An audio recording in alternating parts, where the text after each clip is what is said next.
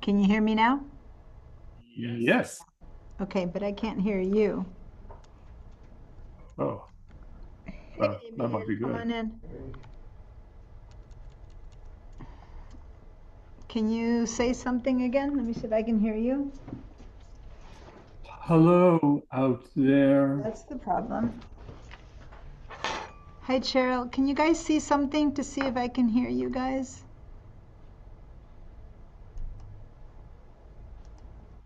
Cheryl didn't have a microphone, right? Or something weird. I can't hear you guys. Tech support helped me figure out what to do instead for you guys to. Okay, say Oh, the, something. Oh, there. Now I can hear you. Say something again. the motor remote's gone away. Okay. Yeah, so I had tech support in today and I'm basically not using the microphone, which is okay for this class is so tiny that it's not a problem. For the afternoon class one, I still have to use it. They're gonna come and fix it. They tried everything and it's a cabling thing, so they're gonna fix. So for tonight's class, they told me just turn the microphone off and the sound isn't there. So I was telling them how you had all been like buzzing.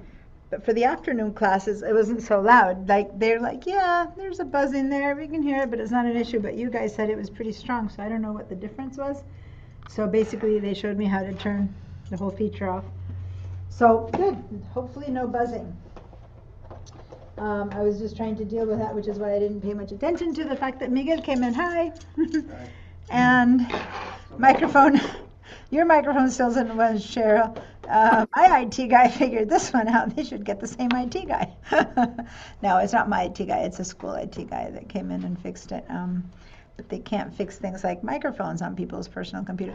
They could, I mean, you could try going to the Center SBCC tech support as a student and they could propose some things to check, but for the most part, they can only handle apps that the school teaches versus your own system. But you have your own IT guy and they couldn't figure it out either on your business?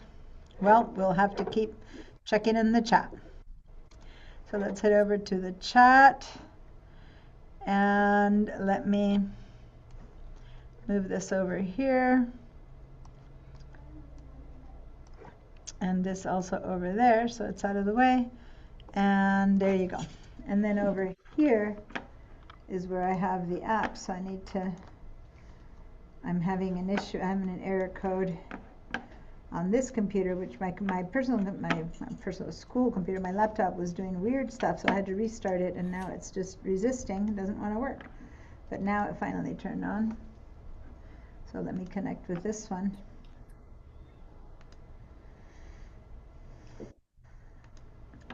Oh, all you're seeing is Recording in progress.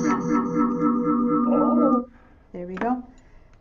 When this one turns on, it makes me first turn on and then disconnect. All right, so I don't know where. So guys, I'm so sorry, but Wally, who was such a big part of the class, and he's been a big part of the Photoshop class, but he's had this family emergency, so I don't think he's going to be here today, which means it's just you, Miguel, and I in person. And online, Ed has his daughter getting married in 2 weeks, so he begged out. So I think it's just us, you guys, because it was us five, and now it's us three. Dude, I'm. I have a problem here. What's that? Somebody didn't log out. Oh no, hold on, someone didn't log out of his computer. That is a bummer when they do that. Yeah. So then you have to actually restart by holding tight for a second. And you hold until the whole thing resets. There we go.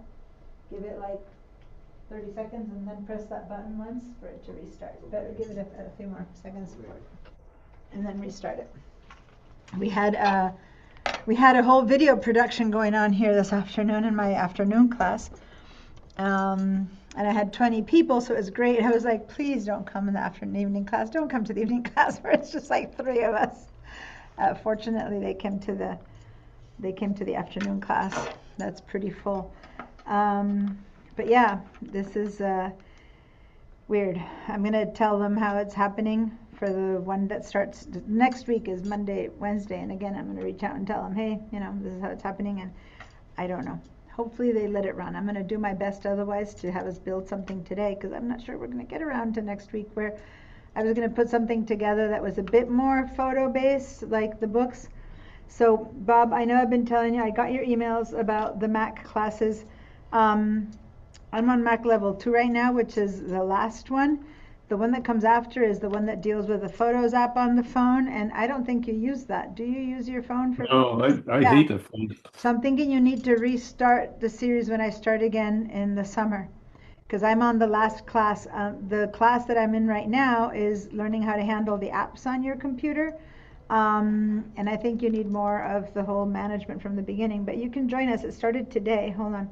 Let me start my alarm telling us that this class is starting. My alarm still alarms me for the 5 o'clock class that we used to do digital sign at 5. So it's like telling me right now to start the class, even though the class already started.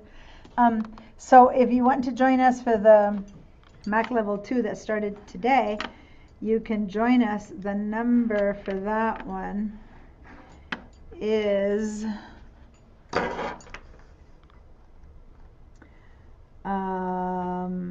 you have something to write it down? Yeah. 52321. Here, I'll put it in the chat. 52321. That's for Mac level 2. When I kept saying for your files and stuff, you should take the class. We did all of file management and stuff in Mac level 1 that finished on Monday, and today was the first day of Mac level 2. But we still have stuff to handle, which has to do with, the app material inside of the apps. In your case, it was the material on your computer that I saw the need. And the intro to the Mac. Sounds so basic. I've been using a Mac forever. Why would I take an intro to the Mac? But it's the one where we deal with all of the system settings, the ones that help deal with what's a bit of, all that clutter that's on the screen and all of that. So at this point, when they come around again in the summer, I recommend taking them all.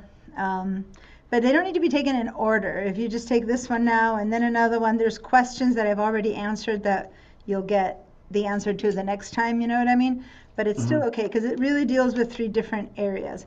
As much as the one that follows the Mac level 2 is the one where I deal with all that have to do with photographs and videos on your Mac, which includes what you do on your phone or what you do on your cameras. But in your case, you go straight to Lightroom. So it's the Photos app that deals with that, and the iMovie app that deals with videos. And if those are 2 things that you bypass, then that class makes no sense for you. So then you should take start the cycle again in the summer with Intro to the Mac and Mac level 1.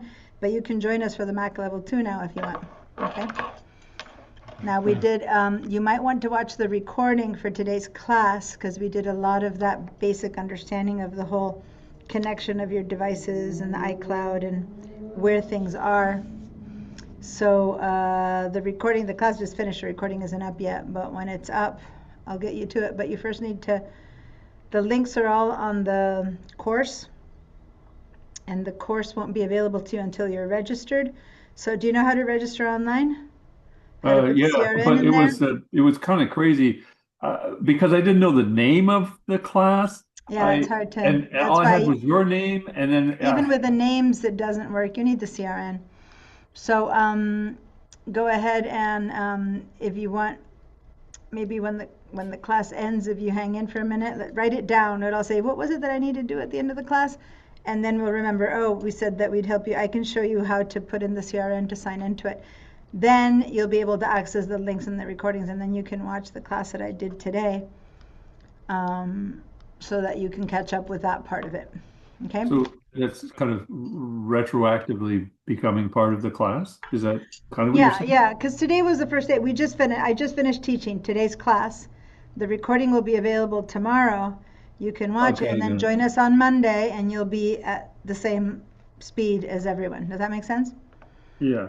But I need a reminder from you, an email, something to remind me that you've joined.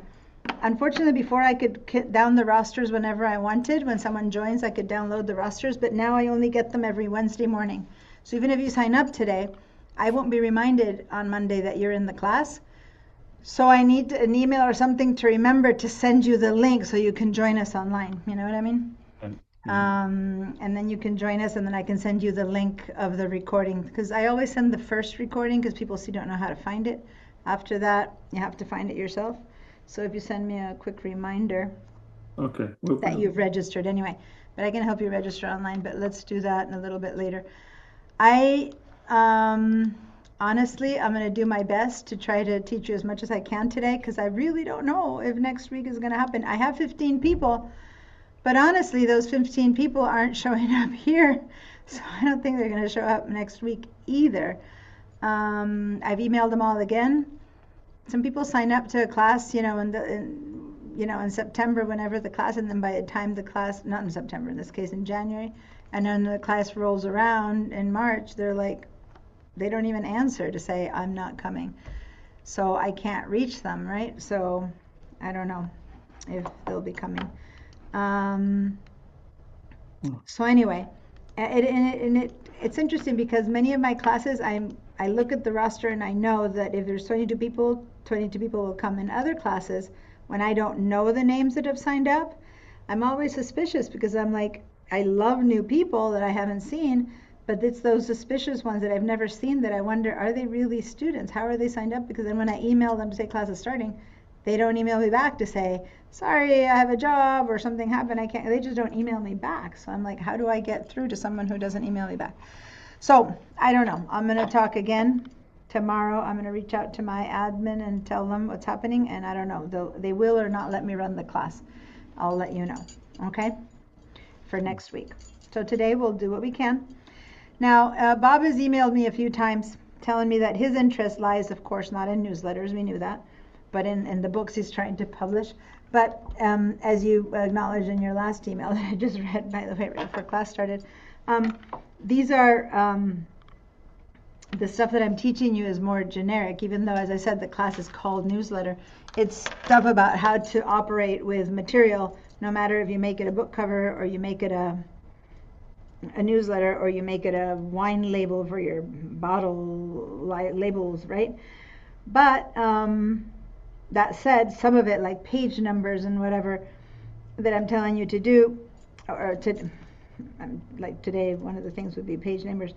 If you're going to be doing anything with multiple pages, that sounds good. But if you're not going to do multiple pages, why do you want to learn how to make page numbers? Well, because if you learn how to do page numbers, then that might be the feature that next to page numbers is like dates or something that you might want. So it's the idea is you kind of have an idea of how it all operates so that you can adapt it to your needs. Now, I was on Blurb yesterday out of Lightroom, testing some things in there, and yeah, definitely Blurb is a much more, it does it for you. Right? Cheryl, have you ever used Blurb from Lightroom? So that's what Bob is using for his books, right? So I'm sorry. There's another thing called Bookright, and that is, from what I can tell, is kind of a knockoff of InDesign. You know, that whole business. I haven't opened Bookright. You had mentioned it before. You had mentioned Bookright before. I haven't, hold on, let me go over here to Padlet so that I can meanwhile give you guys the link. Why did Padlet change? I can't find, trying to share. There was a way to share my link from Padlet that now is not appearing. I just had to restart my computer because it was doing weird stuff. Here, share. So let me give you this on the chat, because Bob's been asking me how to delete stuff on the chat as well, and I've been just with 2,500 things and I never answered that one. So here's that. And here we go. So I'm going to share my screen. And do you remember, Miguel, how to get to Padlet? Let me help you on your computer how to do that. Yeah. So here, we're always going to say yes, allow, because now they want to ask permissions, but it was in here in the class handouts. Put my.sbcc.edu.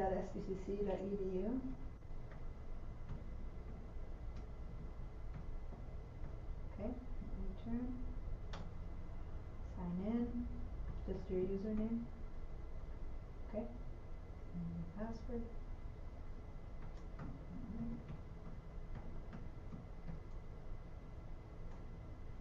Okay, and then say, not now, got it. Okay, and then, to Gmail. And now to this guy here, this little icon, and say drive. Okay, and then shared drives. Okay, so now you can open that one up. And over here in the recordings, here, this one, double click. Okay, so this is where you find the recording from last week, but you also have the class Padlet link. So down here you have the recording from last class, but click on this, and it'll take you to the class Padlet. There, click on that and then on that. Good, so that's class Padlet. Okay. He's not on Zoom, so he can't click on the link that I give, so he needs to go find it from the class handouts. That's why it took me a little bit longer to show it to him. Okay, so it's interesting that you say that you can't delete. Bob's been wanting to delete something from the board and he hasn't been able to do it. And it's interesting that you're saying that because Moni said the same thing the other day, so I don't know if it's been disabled. But see, if I want to delete this post, all I need to do is hover with my mouse in this area of my post. Nothing's there until I hover, and then it says edit. And then next to the edit are 3 little dots. If I click on the 3 little dots, I can go and just delete the post. But Moni said it wasn't working for her. You don't have that? No, all I have is open post, a new tab, copy links. Yeah, so she said that the other day, and then you said that, and I'm like, what's changed? Because it's always been there. And I went into my settings, and I don't have anything here in the settings that doesn't let you. Moderation, copy protection. Can this boards be content downloaded and exported? No, you can't. Comments are on. Author name and time. Nothing says that you can't delete your post. Appearance, layout, engagement. Comments, reactions, commenter name and time, moderation, copy protection. I don't have it. Maybe you can't delete it. Maybe change this. Let me just put none. Let me see now. Let me refresh the page. Go up to the top and refresh it. And then let's see if it lets you go to the 3 dots and let's see if it lets you delete now. Maybe that was a choice. Go to the top. Wait a minute. Go to the top and the 3 dots. Got it. Can you click on it? Do you see delete post now? No. I see clear posts. Posts, plural. No, I don't see. That's the problem. I don't want everyone to be able to disable the whole thing. You seem to want to delete something. Go to the one you want to delete. See if you can delete that one post. Or tell me which one it is and I'll delete it because I don't want the whole thing to be cleared. That would be pretty terrible. Oh, I was just trying to get rid I had mistakenly put up, it was like a bookmark of this burlesque performer, but it was like a PDF.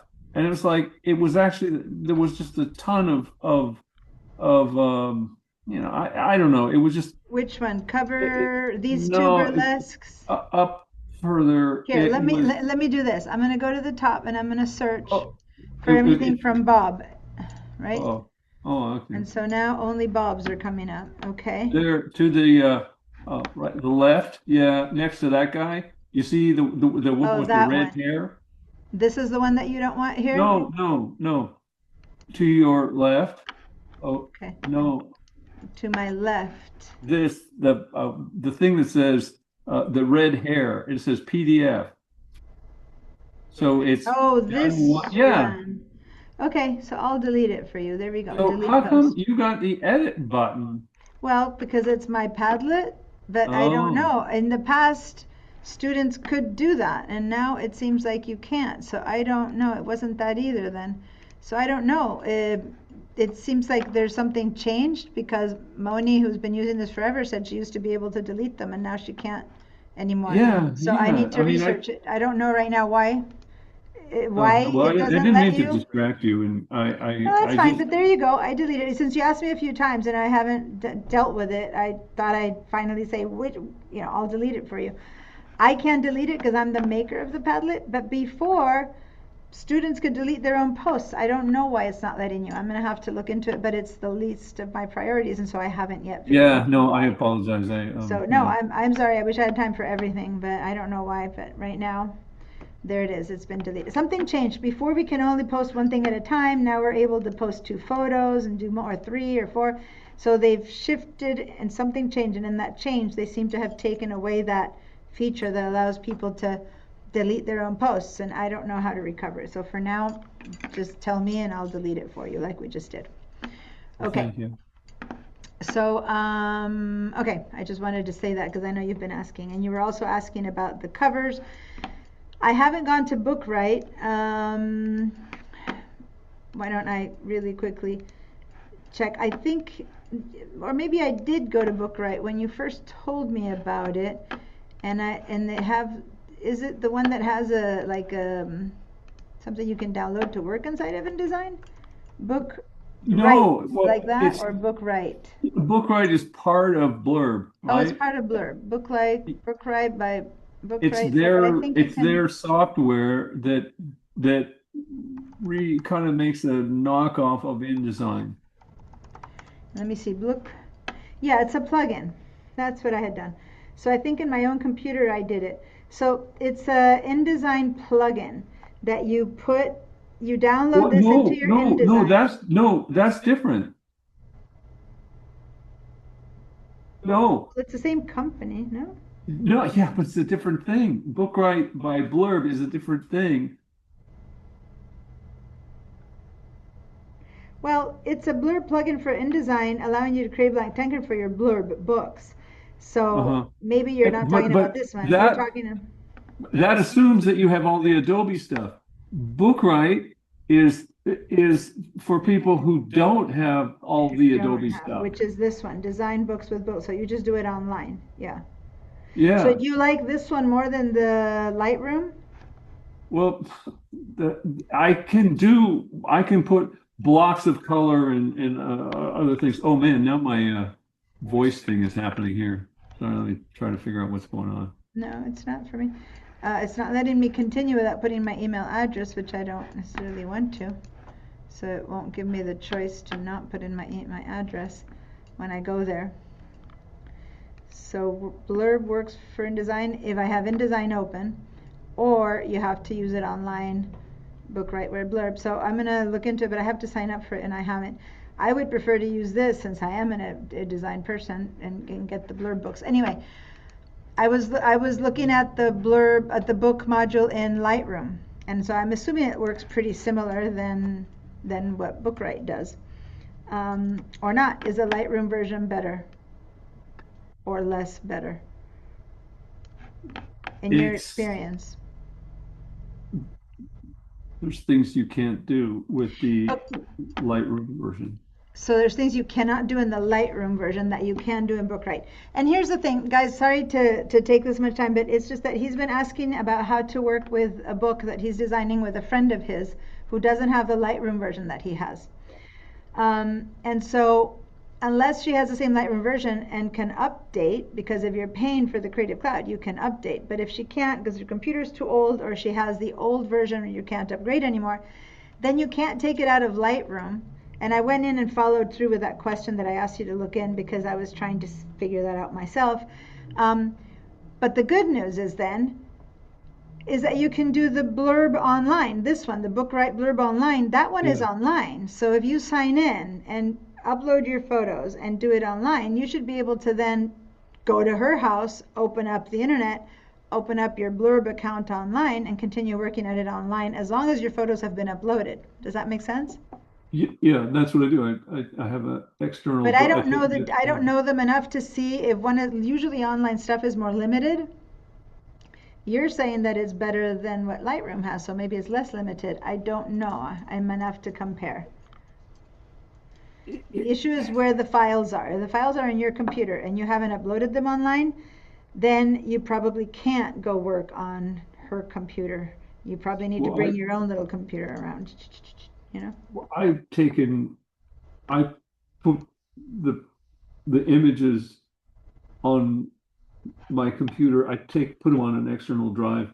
Then I take that external drive Okay, over to her place, and she uploads it to her computer, and then it okay. works. So as long as she is working with the Bookright Online, the one that we just tried to Yeah. open up, and you say that it has even more features than Lightroom, then that shouldn't be a problem. Lightroom, you can't. She can't work on your Lightroom from her computer. Yeah. InDesign, for example, allows you to collaborate. That's actually new to InDesign. You can do collaborative projects, right? You put things in the Creative Cloud libraries, you put it in the book project that exists in InDesign.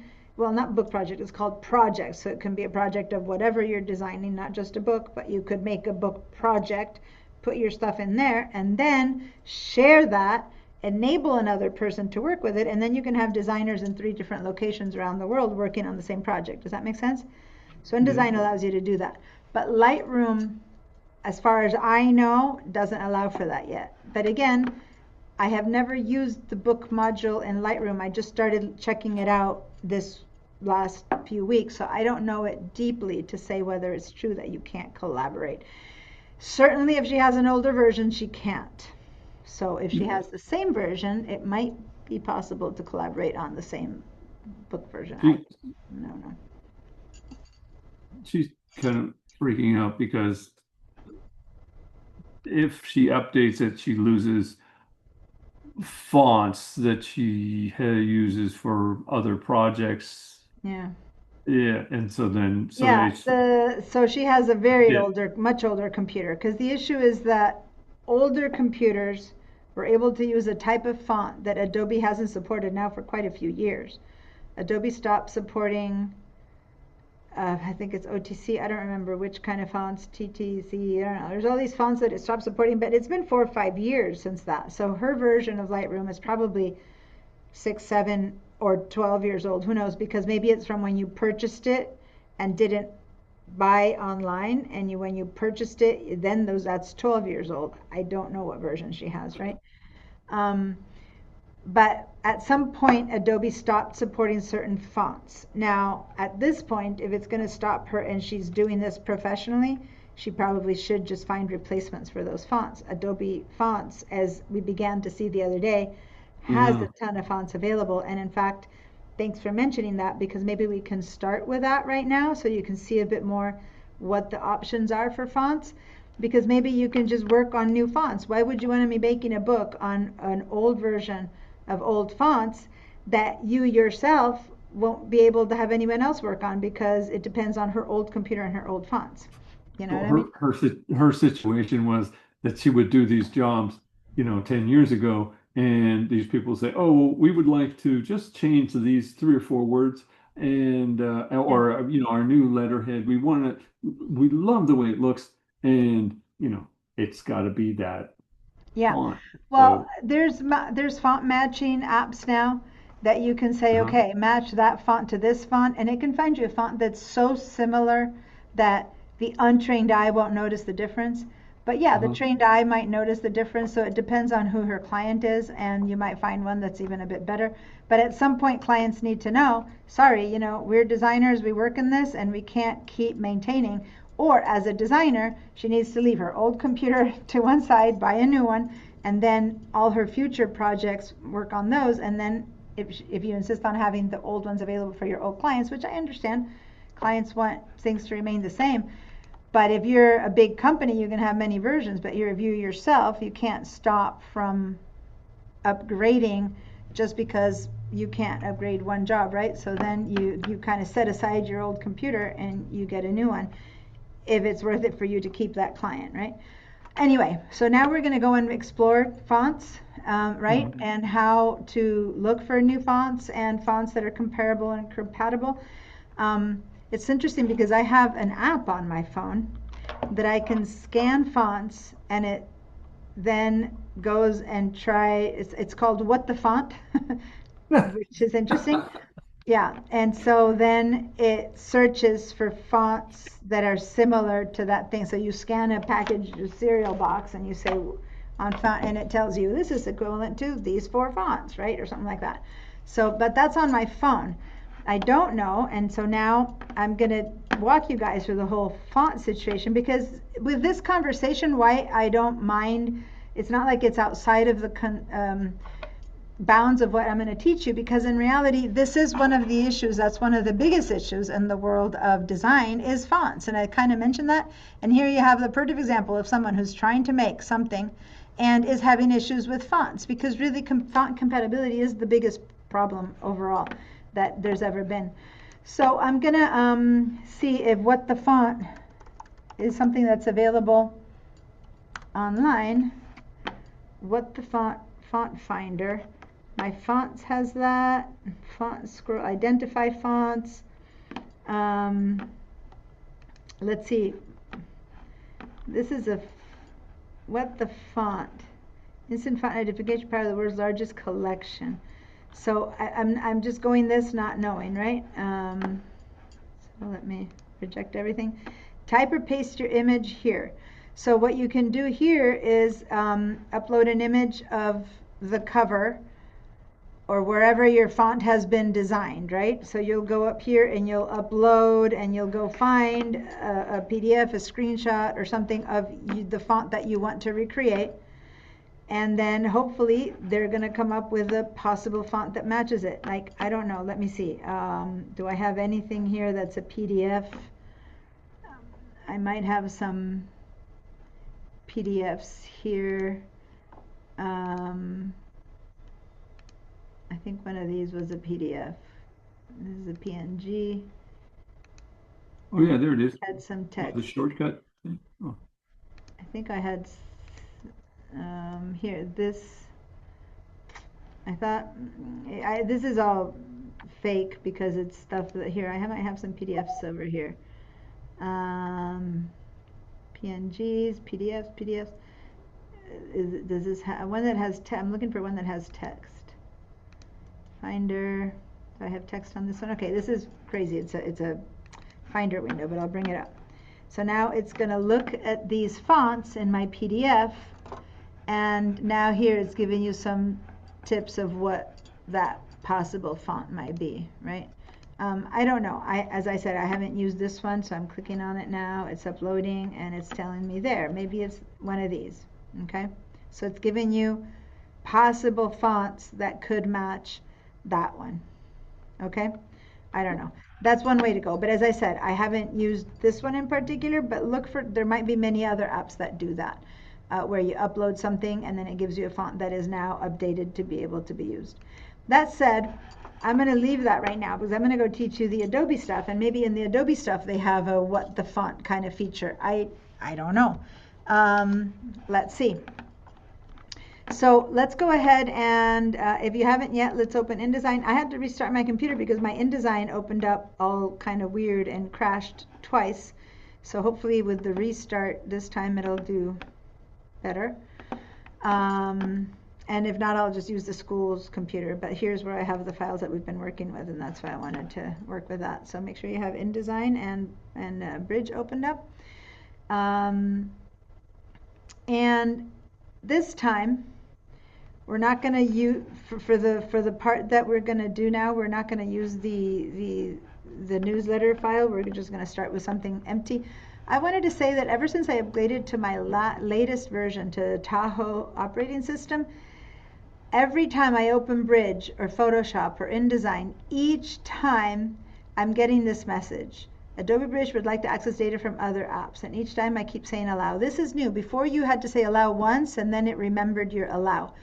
Now, each time I open, and I saw it also on your computer, it asks it. So I think it's again, it's one of those privacy issues where instead of saying yes, and you've basically said yes forever, now it asks you each time. And it basically is wanting to make sure that, are you allowing Bridge to go look at your downloads folder? Are you allowing Bridge to go look at your documents folder? Since I want to use Bridge for that, I'm always going to say allow. But now it's a one-on-one each time, and so just say allow all the time, and that's fine. I wish there was a way to just say yes, always allow. But anyway, Just know that in my experience, ever since I upgraded to Tahoe, each time I open an Adobe project, each time it asked me if I would allow it to access, which is not a bad thing to include more privacy options. It's a Mac thing, though, not a PC thing, not a Windows thing. So if you have a Windows, you might not have experienced it. It's the Mac is asking you. Mac is doing its best to be very careful with privacy in all sections of what it does. It's trying to distinguish itself from other things by being the company that's worried about and conscientious about privacy. So that's one of the things they're doing. They're always asking you, are you sure I can do that even today? You said yes yesterday, but are you okay today? Right? So that's what's happening, which for better for worse, bit of a, you have to always say allow, but anyway. All right, so if you have InDesign open, we're going to go ahead and say new file. New file. And once we say new file, the first thing we always need to decide is if we're going to go to print or to web. In this case, there's three choices: print, web, or mobile. And why this is important is because it sets up your page already to be in CMYK versus an RGB. So this means CMYK is cyan, magenta, yellow, and black, the colors of ink that this thing is going to be printed in, versus if you set it up in web, then it's expecting the images to be set up as RGB because they're going to be shown on your screen. Now, if the project you're making is going to be both, you're making... You have a helicopter flying over your house? Yes, we do. We have a big helicopter above our heads. I can't see it, but I can hear it. Really, it's really close, isn't it? Yeah. Feels like it's about to land on our roof. That's really close. You can even hear it on Zoom. That's amazing. Yeah. There, now it's leaving, but it felt like it was right. I mean, the floor was, it was really, really close. Everything was shaking a little bit. Not like earthquake, but you could feel the vibration. It was really interesting. I don't know, if we'd been outside, we'd see how close it was, but I have no wind. I mean, I have windows, but they're all locked up, so I can't tell. Okay. So it's really important to establish if it's print or web, and if you don't know, because you're going to be doing this for both, then you want to default to print. Now, again, the books, for example, that Bob is making, he might want to create a version that is online that people can check out as as a book to flip through, or sell it as an ebook, or have it for his portfolio online. But you might also want to print a copy that people can hold in your hand. So that's an example of using it both ways. If so, default to choosing print. Then when you save your final choice, you'll save a version for online and a version for printing, right? But if you default to web, it's harder to backtrack because the colors are already set up in a way that it's, you know what I mean? You can flip one way, it's harder to get it to look correct if you flip the other way. So default always to print if it's going to be both. Diane, yeah. That's exactly what Blurb does. You make a book and you can pay an extra fee for a PDF that is set up like, like the pages turn and all that stuff. So they do it once you've already uploaded. Yeah, since they're a company that makes books, their default is always print. Here you get to choose. Their default is always print, and then you pay extra to get a version to be as online. Yeah. Here you can just do one or the other, or you start with print, which is what Blurb does. You set up your book, and then you export it as an interactive PDF, or you export it as a book. Either way, right? So we're basically talking, it's the same thing, only they're charging you extra to export it differently. But yeah, other than that, you can do it both ways. I mean, I didn't know. You're saying that to do it as an online, they charge you extra. Maybe for them it seems as a premium choice, right? It's weird because in Lightroom you can actually easily, you just press a button and it'll make you a PDF. But the PDF is completely crazy trying to understand because the pages aren't side to side. Well, that's because the way Blurb is setting up its books, and again, I'm going back to Blurb only because a lot of my students are using Blurb to make their books. But when you create a book file, it doesn't look like page 1, page 2, page 3, spread. It doesn't look like how we design it. When you actually send one of these files to print, the printer creates this whole layout where when you look at it, page 1 is here, page 2 is there, page 3 is there, page 5 is here, page 4 is there, because that's how they need to set it up in such a way that when it goes through the webs and they do all their cuttings, it all ends up working. If you ever looked, if you have a, when I'm at home I have samples, if you ever have looked at a book that's, do I have any books here? I usually have a book with me, but I don't have a single book with me. I'm teaching this class from here and I'm finding that I don't have all my samples, but imagine a book, a 50-page book or something, right? When you look at page 1, if you could unsew or unbind it, the other side of it isn't page 2, it's maybe page 8, right? It's called a signature, where you might have page 1 and page 2 over here and page 8 and page 7 here. So on the paper, you're printing page 1 next to page 8 and page 2 next to page 6. And I think I have a sample of that in the handouts, in my Digital Design Techniques handouts, or maybe in these handouts. Let me see in which one. Do I have it in producing, do I have it in, maybe I have it, let me see, I might have it in producing a Diz letter. In one of these two, I have the little drawing of a signature. No, it must be in Digital Design Techniques. Let me go back.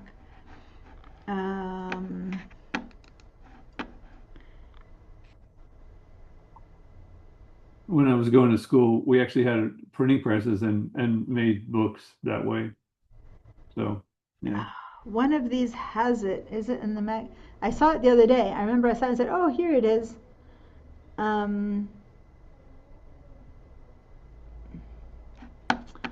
Let me go to the last one, which would be Digital Magazine. Could I have put it in that one? I know that I just saw it. Oh, man, if it's not in one of these three, where can it be? Anyway, let me go ahead and do a Google search. Signature. I can grab a book in behind me here. For book printing, for example, because sample. Understanding book printing signatures and offset presses. Let's see if there's an image. So here you go. An example of a 16-page signature. What they're going to do, they're not going to print little like page 1, page 2, page 3. They're going to grab a big piece of paper. It's going to roll off the webs, and they're going to put page 1 next to page 8, page 16 next to page 9, 13 to 12, 4 to thing, and then they'll fold it and score it and cut it, and it turns out that then page 1, so this is one side of the paper. On the back side of this paper, they'll print page 3, 6, da, da, da, da. So when you fold it, page 1 will have page 2 printed behind it. Does that make sense when you like flip it? So then when you cut it, it's like 1, 2, 3, 4, 5, 6, right? So yeah, it doesn't make sense. If you make a PDF out of a signature, this is what you get, which is a mess. I'm not sure if that's what you're saying that comes out of the blurb one. So you have to create it as an interactive PDF that's going to be showing it to you as if you were flipping a page, so to say, right? But anyway, this is an example of what a signature is when you print a big book. Anyway, let me just put this, I'll leave it open, hopefully I remember, because I had this sample, a sample of this in my handouts, I thought, but I don't see it right now, so maybe I don't have it there. Anyway, so, but all of that is something that really and this is what matters, the printer, the company, the printing company handles that. You don't have to create that signature. You send this file that we finish in InDesign to the printer. Now, Blurb is the printer, so but you make it on their website, and then you say, go, give me 2 copies or 10 copies, and they, because they are the printers, will create that, whatever they need to do, signature behind the scenes to send you the book. When you, as a designer, use a company, whatever company, you send them the InDesign file set up like we're setting it up here, and the printer has software that creates the signatures. We are not in charge of creating the signatures, we designers. Does that make sense? Yeah. That is like the printers handle that. Not our little printer from our desktop printer, but the company, the printer company handles creating the signatures.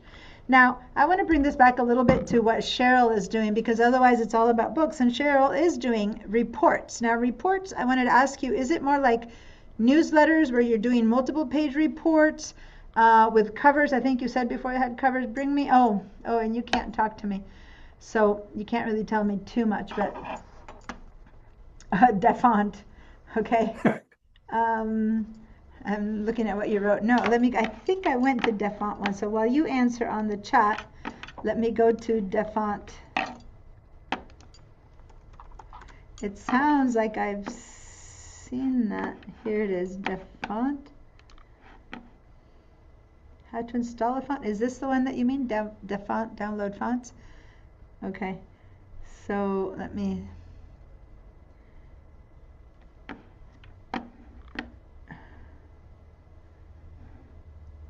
What I don't know is what it does is you just download this one if you want that one, you download this one if you want that one. Is that what's happening? Okay.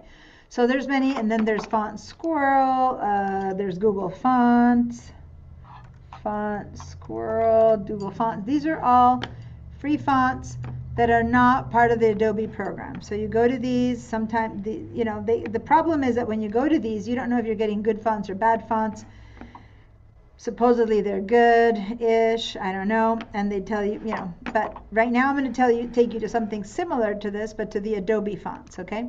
What was the other one I said? Google Fonts. But all of these are the same. They are providing fonts for you to download and use. But what I don't see in these is the issue that the friend, Bob's friend has, which is maybe she has owned a font called Times New Roman, but it's the old type of Times New Roman. So then when she goes and has to stop you, Adobe doesn't support it anymore. So if Adobe doesn't support it, pretty much any of those programs choose not to support it. Some old ones do, but ultimately they're going to fall by the wayside. They're just old technology. They're funky, the fonts are corrupted. There's new technology for fonts that is variable. I'm going to teach you a bit more about that. So they're moving to the new ones. But the font, you would think Times New Roman is Times New Romans for everyone, and it's not. The Times New Roman from one foundry, foundries are the names of the font makers, even though they're not founding them with iron ligates anymore, but it's still the old names, right? The foundries are companies that make fonts, design them, create them as if it's a piece of art. You need to license it from them. You have the rights of them, and the Times New Roman that this foundry makes and that foundry makes might be slightly different, right? So if she has the whole newsletter designed in Times New Roman, her old version, and then she just now uses a Times New Roman from Adobe or from Google Fonts, and you just replace it, then suddenly maybe everything in her newsletter might shift just a bit enough that suddenly one title falls out or 5 sentences don't fit, you know what I mean? Which means it's not identical. And it more matters on big headlines or on big logos and stuff like that. But at some point you have to make that shift. So you have to start cutting off your clients and say, hey, technology, you can't keep doing what you did 20 years ago. Fonts have changed. But if you find that Roboto works, then you download it and you use it. That said, now let's go to Adobe Fonts. And I'm going to take you the long way around because, yes, can you just go plus sign and write Adobe Fonts? Yes, and you'll end up here, which is great, but there's more to this. So let me show you. You can do that and then sign in. Are we supposed to do that right now? Yeah, hold on, not yet. I'm going to show you that we're going to do this, but a different way. We're going to end up in the same place. If you want to end up here and go through the internet instead of the roundabout way that I'm going to show you, then you have to sign in with your account. And which account? The one that you bought your Creative Cloud under. So if you bought it with your Pipeline ID, that's your account. Does that make sense? But for now, know that you could come in this way. But if I now try to buy any of these, I am just the same as, Jane Doe. They don't know who I am. They're going to charge me. They don't have my account. They're not going to give it to me. Versus, or I sign in. Or, so now, yes, from InDesign, let's create a basic document. Let's go to print, and then we're going to access it from inside of Adobe, any of the Adobe apps, including Lightroom. but I'm going to show you in InDesign because the app that we're using. So let's go over here to the right and choose inches. We're going to leave it at 8.5 by 11, and let's choose 8 pages.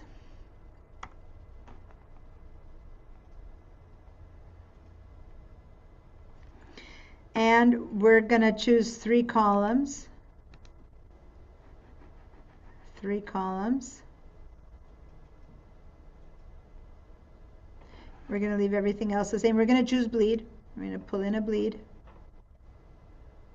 And then we're going to say create. So if I did that too fast, it's basically 8 pages of 8.5 by 11, 3 columns with bleed. And that's pretty much what we were doing, I believe, if I copied it right. Let me go to Bridge. I believe this file that we had used last time. 1 second.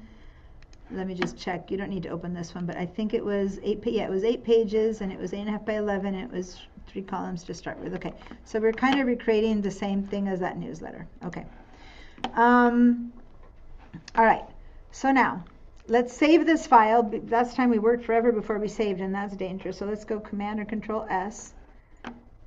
And this one, let's just call it, I don't know what to call it, fonts, but let's just call it Practice. Practice 2, because I think last week we had called it Practice or something. Oh, we had called it Newsletter 5. Let's just call it Practice 2. Now, right now, it's going to try to save itself inside of the font folder of Newsletter Final, because that's where we were working in last week. So it's trying to go to the same place. We can leave it there if we want, or we can just go back to the general digital newsletter class and have it just hanging outside. So I'm going to click on over here and back out so that it doesn't go into any one of these, because it's generic Practice. It's not like of the newsletter. Or if you're already a Newsletter Finder and you want to leave it there and you know where to find it there, that's fine too. So I'm going to go ahead and leave it there, since that's probably where everyone is, and I'm going to say save. But here's just choosing where to save it. Okay, so now if you've saved and all is good, let me know. And I'm forgetting that I'm teaching over here. I need to move this out of the way of that Zoom. You guys don't see it, but right on top of this I have the Zoom stuff and it's in the way. Here we go. Okay, so you're all with me, Bob and Cheryl and Miguel?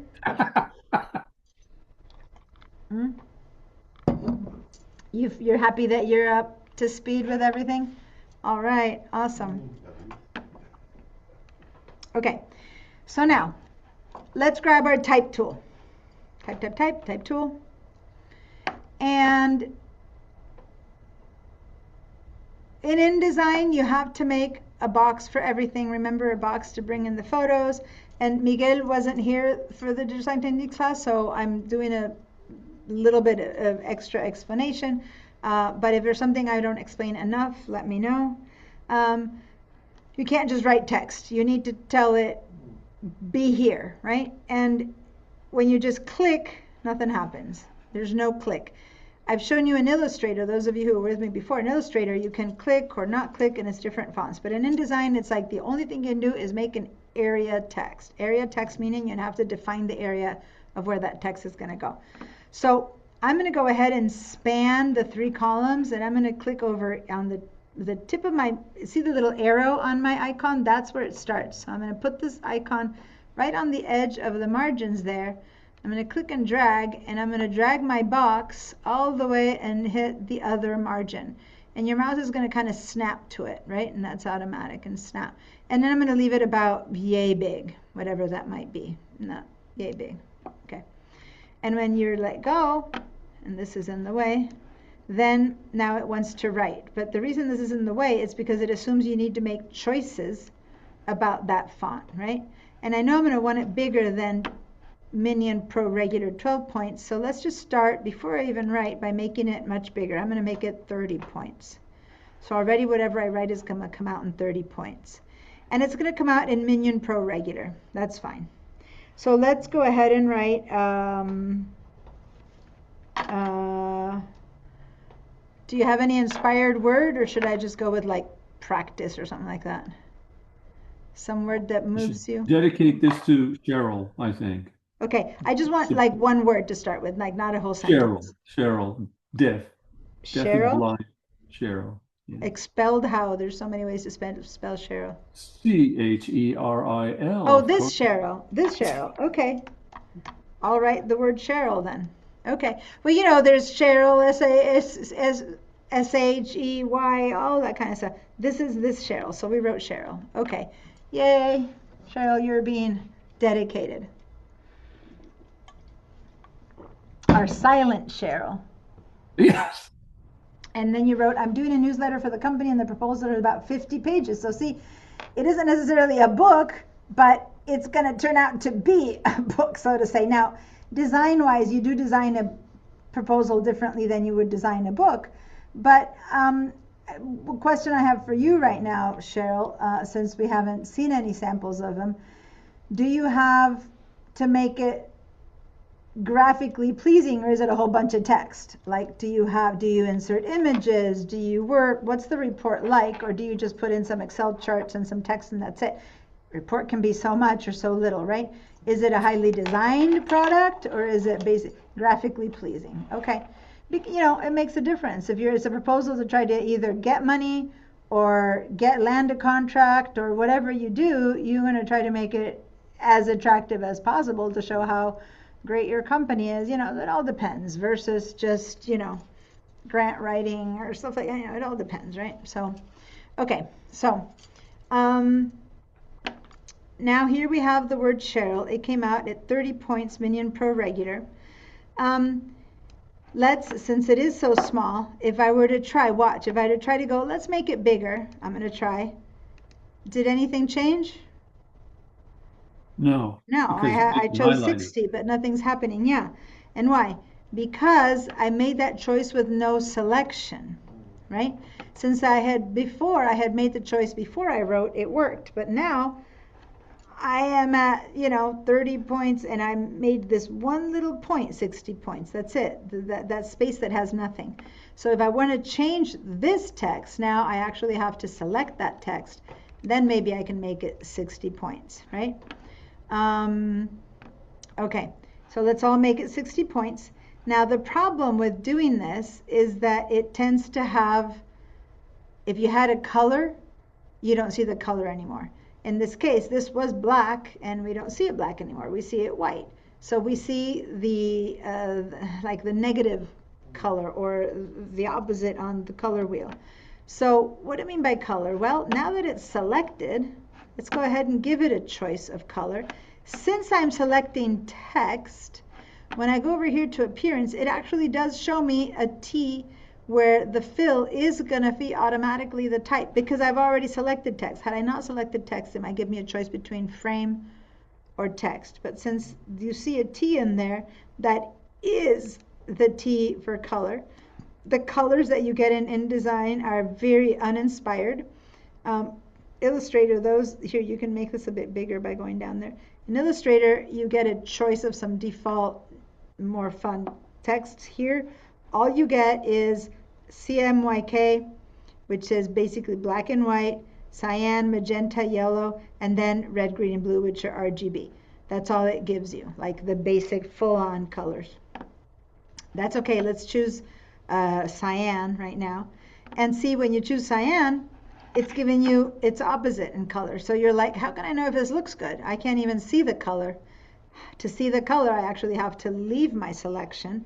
I have to go and choose my selection tool, click on the selection tool, and then when that is not selected, now I see that not pretty blue color, intense cyan, right? But hold on, this little table I'm leaning on, every time I lean on it, it just rolls away, and I'm gonna just fall. Let me put a brake on it. Okay, that's better. I keep leaning and going with it. I'm gonna end up on the other side of the. I noticed the T, the small T, it actually had the color before you. Yeah, because it was because it was selected. Now it's not selected. If I go back to the type tool and reselect the text, then here it's showing me the color I chose, the blue T. But it's not enough for me to see the color, right? How can you choose if a color is the right shade of green down there? I mean, if you're trying to be subtle, that's basically telling you it's a blue, it's a green, but you won't be able to see if it matches your background or whatever, right? So anyway, I moved away, I moved on to the selection tool, and now my whole box, my text box, is what I am choosing. And now that I've chosen my whole text box, can I still change stuff here? Yeah.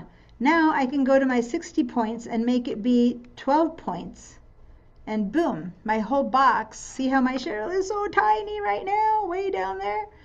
Because I'm selecting the entire box. I didn't have to select my text. Does that make sense? I am selecting my text box. So I prefer to choose colors this way. So now I'm going to go make it 72, the biggest it can be, so I can see it better. And now, if I go to my color selection choice, either here or here, I don't have the T for type, right? And in fact, what I have is this like forbidden, which means none, no color, because it's referring to the frame. The frame, the holder, has no color, right? But if I click on it, either here or here, right? Here or there, it's no color, the frame has no color. But I can go back in here and click on that and choose text, and now I can make the text of that frame is holding pink. So I prefer to choose color this way because you can see it. If I had a background that this is supposed to match, then I would be seeing the real color. Does that make sense? Mm-hmm. So if I had a photo here and Cheryl's supposed to be on top of the photo, I would now be able to see which one of these colors, uninspired, horrible colors, works best. Yeah? Yeah. Now, say that I want a new color, and there's so many different ways to make colors, but we're going to talk more about colors later. Right now I wanted to go to fonts, but just quickly, if I want one of these to be different, or if I want to make a new one, let's make a new one. I hate these colors. I don't want any of these. Let's go down here to this little plus sign right there. Plus. And all I got is a repeat of what I had. So if you were on pink, yellow, or blue, you are repeating the one you had, right? Mm-hmm. But the good news is that we can change it. I double clicked on it. Let me show you again. I can double click on it right there. Double click. And within the limited choices I have here, because this is that green, I can say, well, I want it to be a little bit, you know, more this, more that. And so if you know how to mix colors, you can get any color you want. But not many of us know how to mix colors very well here, but just throw things around in one way or another to get something else, whatever it might be that you get. And then let's say okay to that.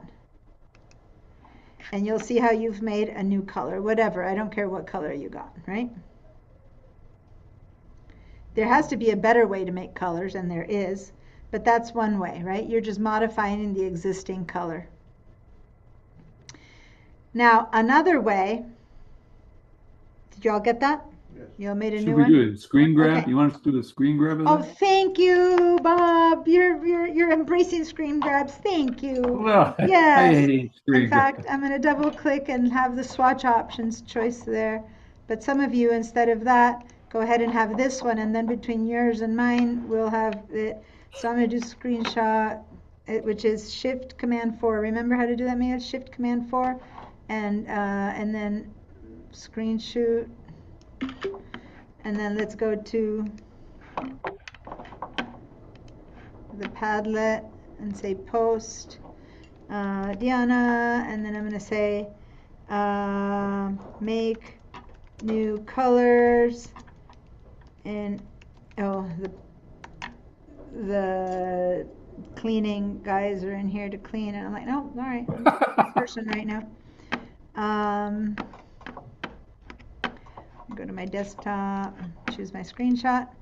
I'll give you a hand if you need that, Miguel, but make it because in InDesign, click on the little plus sign at the bottom of the fill color panel and create a new swatch.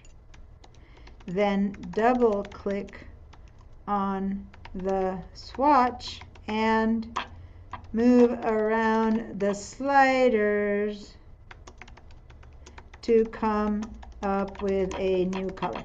And it's not the best way to make a new color because knowing how to move the sliders, but it gives us an idea.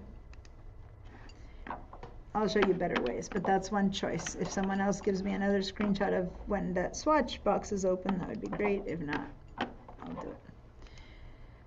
So I'm going to double click and I'm going to put this screenshot there.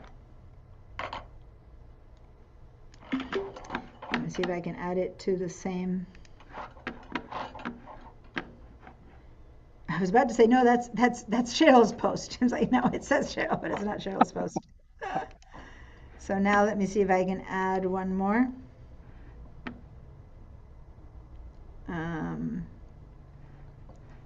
I know, because, yeah, I have to. Let me say Diana again, and this is the swatch options to move sliders to make a new color. Okay, that's just the plan B. Screen refreshing to see if you guys got it. Okay. Did you guys post? I'm only seeing mine. Oh, there's Bob's. I said a minute ago. Do you need any help posting? Did you get it? Miguel, do you need a hand?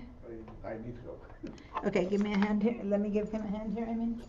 Okay, already select. Okay, so Shift Command 4. Did you do the screenshot already? Shift Command 4. Yeah. Good. Now with that mouse, click and drag across this stuff. Yeah, click and drag across what you want to show. There we go. See, that means it's just don't touch it or anything. Yeah, put a log on the fire. Meanwhile, let's go to your. Whoa! I've been I'm having so many allergy sneezes today. It's crazy. The wind.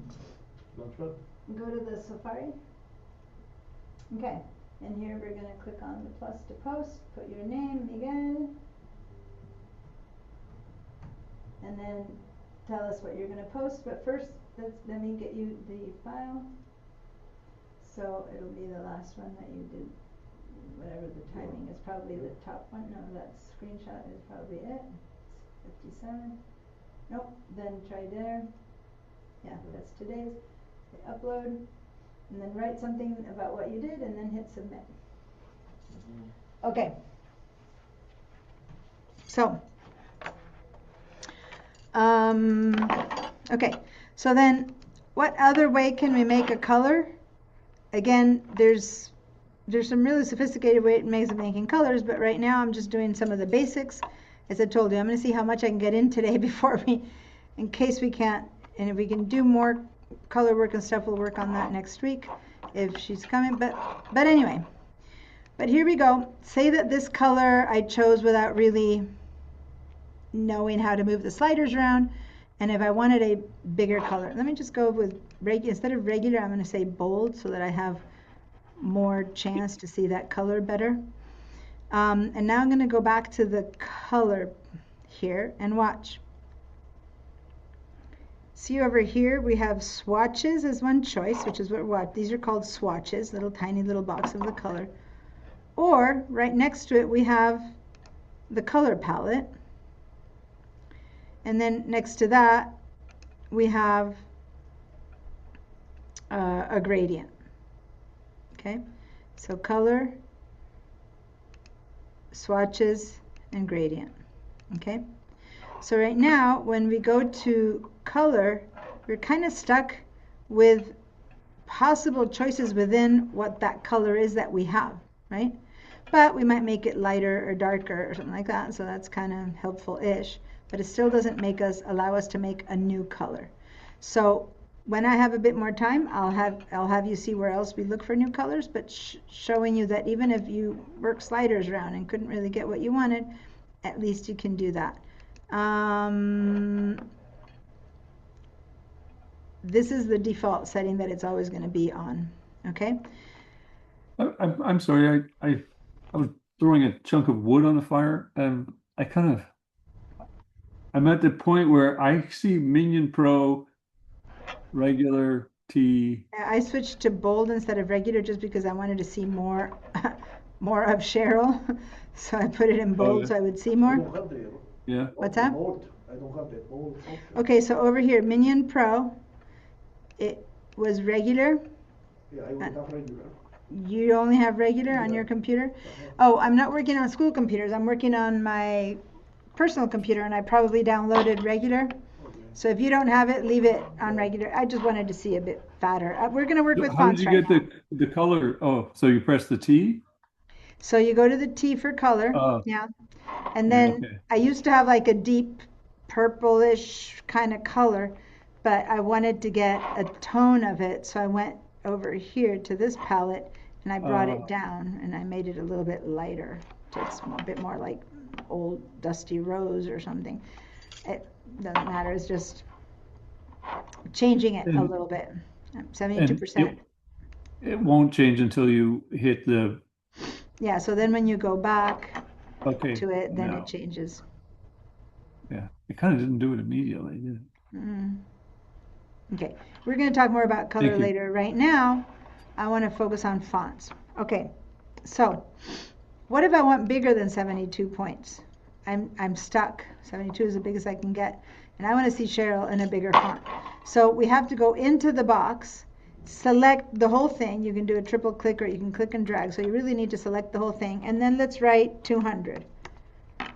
Because you can't like adapt a little bit. Just you gotta delete that, put in 200, and then nothing happens, and nothing happens until you actually hit return or enter.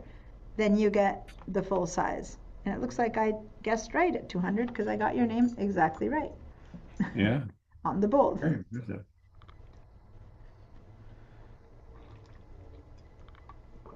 Fill in my screen. Okay. Now this, sorry, I did it without showing you this. A definite screen grab for Cheryl, I think. What's that? A definite You wanna- screen grab for Cheryl. Let's do a screen grab for Cheryl. She can I'm put it gonna on pass her- on on that her right wall. now. I'll pass on that right now. We'll get there. But for now, let me just say that when I made that box, I made it bigger. I didn't know what size this would end up. So if you know that you're exactly right, this is what you want. It's your final size, which it isn't. We're going to be moving stuff.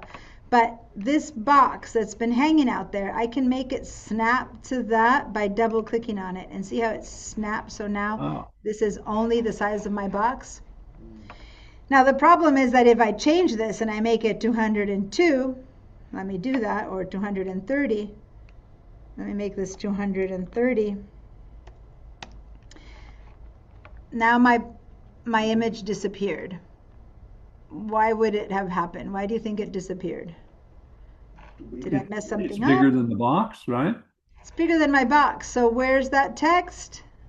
Look Oh, at no. that. Remember the offset text box? Overset text, I'm sorry, not offset text. See that And little, the error. if I click on that and I pick it up, there it is. I have to make a box bigger than that. I don't want to do that. I'm going to undo. But once you make the box too big, you can only make it bigger. So if I put it down and pull it out, there it fits again. Does that make sense? Yeah. It was there, it's just that I went out of bounds. Let's do undo so that we can keep it at 200. So I did 3 undos for me because of what I had done. And now I'm just make this a bit bigger to give it a bit more space, and this too, because I want to change different font types. And even if I'm always using a font size 200, the size of the font that I'm going to choose is going to make a big difference. Like I can choose Minion Pro 200 and it fits in there, but then I choose Minion Pro or whatever. I choose Black Alva, whatever, and it might need more space or less space. Does that make sense? So let's give it a bit more comfort space. So I made the box that holds it with my selection tool, okay? I'm not using my type tool, and the only reason I use type is to write the words Cheryl. After that, I left it. And I'm going to give it a bit of a bigger, some comfort space. And now we're going to do something which is, I want to duplicate this. which I can do as a command, control, copy, right? That works. I'm going to, do you know the shortcuts? Command C, Command V to select it, and then there it comes. Here's my second one.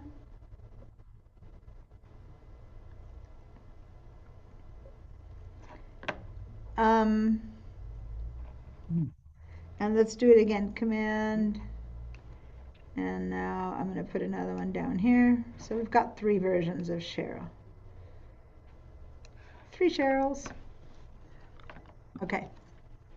So give me a yes or a thumbs up. It's 3 of us. Just look at me and nod, and I'll know that you guys are fine. I came from handling 25 people in class, and I'm down to 3, and it's such a different kind of crowd control methods. Okay, so basically what I did is copy paste. So you have to copy the whole box, right? So let me head over here. Command C. And now, yeah, and now click outside of it. Yeah, and now Command V. V for paste. Yeah. There you go.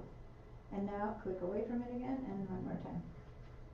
And I think you put it on top of it. Did you do, or did you do, I don't know if you put a 3rd one, and let me just see on layers if you put a 3rd one. Yeah, you have 3, so you probably pasted right on top. Yeah. Just paste it on top, so now drag it out. If you paste without moving it, it pastes right on top. Now, what I just did in Miguel's computer, because he had pasted 3 times, but you could only see 2, and it's because one had appeared right on top of the same spot. So I went to his layer. So let's all check layers. Since I showed you a beginning of layers last week, let's click here on the layers icon. And then all you're seeing is layer 1. When you click on this little arrow, now you see the 3 instances of Cheryl. That's when I went to check on his. He had 3, but you could see 2, and it's because one was pasted right on top of the other one, right? So now you have 3. Okay, so just to remind you the utility of layers. We don't need it necessarily right now, but there you go. Okay, so now let's leave the first one up on top, and you guys, I think, don't have the bold version. I do, it doesn't matter. Let's select the second one. And I'm going to bring this here. I never use this contextual panel much. I'm so accustomed to doing all this up here. But let's see the limitations of the contextual panel. Let's see if it's going to work or not. I'm not talking about how to modify this font in here. Now what we're going to do is we're going to try to search for more fonts that my computer might or not have. Since I'm working on my laptop, it's different than what my computer at school has, which is Miguel has what my computer at school has, which is different from what Bob has, which is different from what Cheryl has, because you all might have installed over your life fonts, and thus we have different fonts available, right? So if I want something different, I'm going to head over here to where it says Minion Pro Bold, and I'm going to see this arrow, and this box, let me move it up a little bit more, and move it over to the right so that I can actually still see my font as it changes. Here we go. All right, so now, by default, the way this box is set up, it's just giving me an A to Z of different fonts. And see when I hover over it, see to my right, see how the box that I've selected is changing? This is why I wanted to, and if you don't see it because your box is appearing on top like that, then grab it from this sideline and move it over. And then I'm going to move this over a bit like that, so that now I can have a good view as I do this. The one box that's selected, which is my middle one. So see, that's an example of I haven't changed. This is still 200 points. But in this font, look at how tiny 200 points makes it.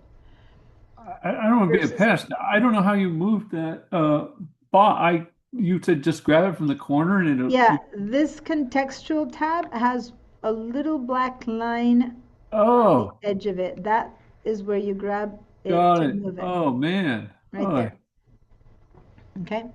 Yeah. So thanks. now we're going to go over here, and as I hover over stuff, I have a lot of fonts, and it'll take me a while to get down, and I keep checking and checking, and it'll be hard to find a font that I like if I have to check every one of my fonts. I have a little mini drawing here over what that font's going to look like, but there has to be a better way. And look, Cheryl Lithos Pro is so much bigger that it doesn't fit inside of the box versus others make it really tiny, anyway.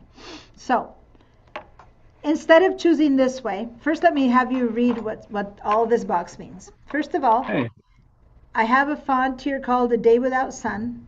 You might not have it, never mind. Find another one. That it has a little, between parentheses, number 2. Arial has a number 4. Avenir has a number 12. You see that? That means that there's versions of Arial Narrow, versions of Arial 4, versions of A Day Without Sun. How do I see those versions? Well, on the left side, there's going to be a little tiny, arrow. If I click on that arrow, now I see that I have version regular or bold of A Day Without Sun, right? So there's 2 versions of it. If I go down here to Arial 4 and I click on that, there's regular, there's Italian, there's bold, and there's italic, not Italian, italic.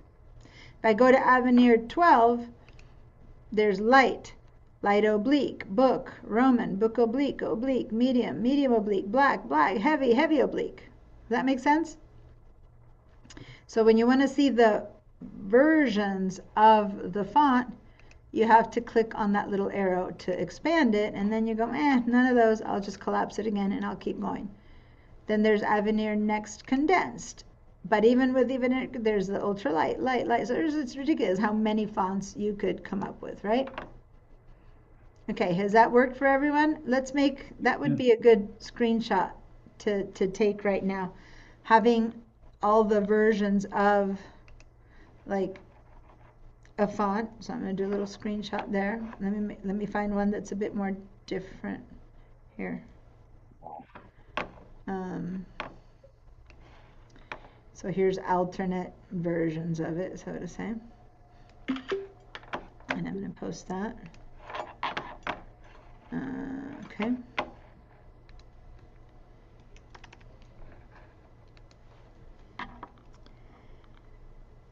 There are selecting fonts.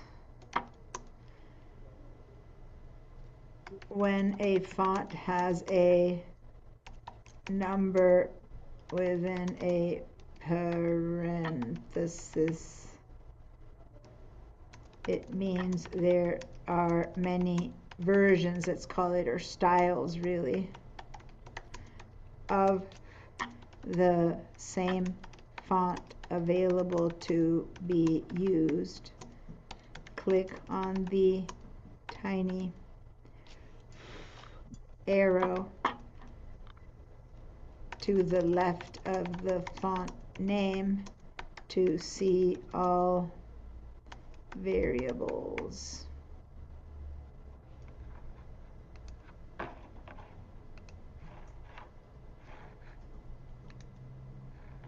so what if you wanted a font that did not exist in your? All right, so we're heading there. We're heading there. We're heading there. So anyway, but it's a good question. What are these fonts? Well, these are the fonts that I'm going through right now, are fonts that my computer has. So as much as I had A Day Without Sun, you probably don't have A Day Without Sun, because I know it's one that doesn't come with the computer. So when you first open your computer and you don't have any new fonts, I don't know, there's maybe 90 fonts. I don't know what a computer comes with, 200 fonts. It comes with whatever the computer comes with. Macs or PCs come with different fonts, and that's all it's accessing. In Word and Excel and PowerPoint. Then you install Adobe products, and it comes with a set of fonts that Adobe installs when it installs Photoshop, Design, Illustrator. So that gets added. Those get installed on your computer. But no matter how many fonts you might have, what if you all want A Day Without Sun? Well, you don't have it. How do you get it? Or what if I want one that you have and I don't have? So this is great. There's a ton. But before we go finding fonts that I don't have, let me show you a better way of searching fonts than this that I'm doing. First of all, just so you know, these lines that are appearing here in the middle have a meaning. This, from here down, it's all my fonts in alphabetical order, and I can scroll down, down, down, down, alphabetical order. This is a little set of emoji fonts, which are actually fonts too. And then from this bottom line up to the top, when I get to the very top, this is like just my most recently used fonts. So if I just used a certain font for something, and let me go and say that let me just choose, I don't know, Lullabies. Oh, come here. I want to go to Lullabies. Oh, it's not there right now. Let me go to something very different. I want something that looks clearly different here. I'm going to go to Lithos Pro. Here you go. I chose Lithos Pro, right? It's so big that it needs more space, but anyway. Then when I go back, at the top of my choices, I don't see it. where am I? What happened to it? I was just seeing it. Now I'm not seeing it. I must have a filter on. Oh, how funny. The lines aren't there right now. I will show you. It's at the top is the most recently chosen ones. Why isn't it doing it? Huh. Maybe that doesn't have bold or something. No. Usually at the top you get the last chosen one because you don't have to go all the way back down to choose it. Anyway, I don't know. Maybe something's shifted because it was just there. Never mind. Usually that top set is the last 10 fonts that you've used because most of the times we use a certain amount of fonts on a project and that's it. So you don't have to go all the way down to find your P or W named font. You'll find it at the top in that little subset, which I don't know why it's not appearing for me right now, of the top. And then if it's a font that you haven't used in a while, it'll finally scroll out of the way, so to say, and put the last 10 ones. It'll pop up again. I probably have some filter going. Okay, so again, we're not going yet with new fonts that I don't have. We're going with how can I make it easier to choose the font? Just scrolling down all these fonts isn't going to make it easier. So over here where it says filter, I'm going to click on that little like filter shape. And what I'm going to choose right now is a font based on certain general classifications. For example, I want it to be sans serif. So this is the one that I'm making the choices in, right? A sans serif font, or I want it to be a serifed font. So when I make that choice, I only see options of serifed fonts, or I only see options of sans serif fonts. Meaning, what is a serif? Watch. These little like extra little thingies, wings that a letter has, those are the serifs. Okay? So if a font has those little extra wingy thingies, that's a serifed font. Versus these, even though it's a funky font, it doesn't have serif. So it's a sans serif. Sans means no in French, so it's no serifs, right? So here I have a serif font, here I have a sans serif font. If you know you want a sans serif font, then you have half of your choices are available. Or if you want a serif font, the other half available. So when I click over here and I say, give me a choices of sans serif, instead of 2,000 fonts, I now see only 1,000 fonts, for example. Or what if I tell it to give me a handwritten font? Boom, that's it. Now I finally have only these many handwritten fonts. That's it. And each one of these is going to look like a handwritten font. Does that make sense? Because there's so few handwritten fonts, at least on my computer, than there are serifs or sans serifs. So I don't have to go, it's basically from alphabetical order, from B to S, this is it. These are my installed on my computer handwritten fonts. So it's filtering just by that. You know, I tried I was doing a book, and it was these indigenous Mexican dance company with horns and wooden masks, and I asked AI to find me a font that had that was sort of like bones, or that was kind of like little branches, you know, and I got a name, and then I'm not quite sure how I did it, but somehow I went into Adobe Fonts, and there was this weird thing called a library, which I'm really not sure what that was about. I'm about to explain all of that. You're gonna thank goodness. Right now I'm getting to that. Right now, Oh. we're still filtering through the fonts that exist on our computers, which your computer is different than mine. So I got like 15 handwritten fonts. You might have 3 or 33. I don't know. Right Uh-huh. now, our computer's still searching within our computer fonts. I'm gonna get to how you find the ones that you don't have, which then takes you to the font library and all that. So right now I'm like, okay, that's my limitation. Now I'm going to click on that filter again, and I'm going to say, well, no, maybe I really wanted decorative slab font, right? Anyway, let's head over to just sans serif. Let's just choose a sans serif choice. That's a general classification. But then for sans serifs, you could have some that have ultra thin, regular, or bold. So only show me versions where I have bold. So I'm going to click on bold. So I want it to be sans serif and bold. So now already I'm giving only choices that have a version of bold to them. So over here I'm seeing the thin one, but it does have a bold version, for example, right? So now I have, and then maybe I want my O's to be round or my A's to be condensed. You know, there's choices you can make of looks, or you want to have a high contrast in size. So the same downstroke can have thickness and thinness. So I'm going to go for that. By the time I'm done with all these choices, I'm left with not that many possibilities. And one of those possibilities is, for example, a back. Let me please choose a back. I'm seeing here, or arboreto. My computer is not having a fun time today, is it? It's the second time. Before the class started, I had opened InDesign and it had crashed. And now it's doing me a crash again. But anyway, I'm filtering for sans serif, heavyweight, and when I made the last choice of high contrast sounds, it went crazy. Is it working for you guys though? Hopefully you're No, having a better. I'm spitting out food. Oh. Let me hit escape. Oh, I don't want to have to. Let me stop my share. Sometimes things are better when I'm not sharing for the computer to process. So if you have the pinwheel of death spinning around, what is the correct procedure? Well, first you wait it out a little bit. It might be that it's truly trying to give you a solution. And in my case, I was on Zoom, and this system here has a slow speed connection.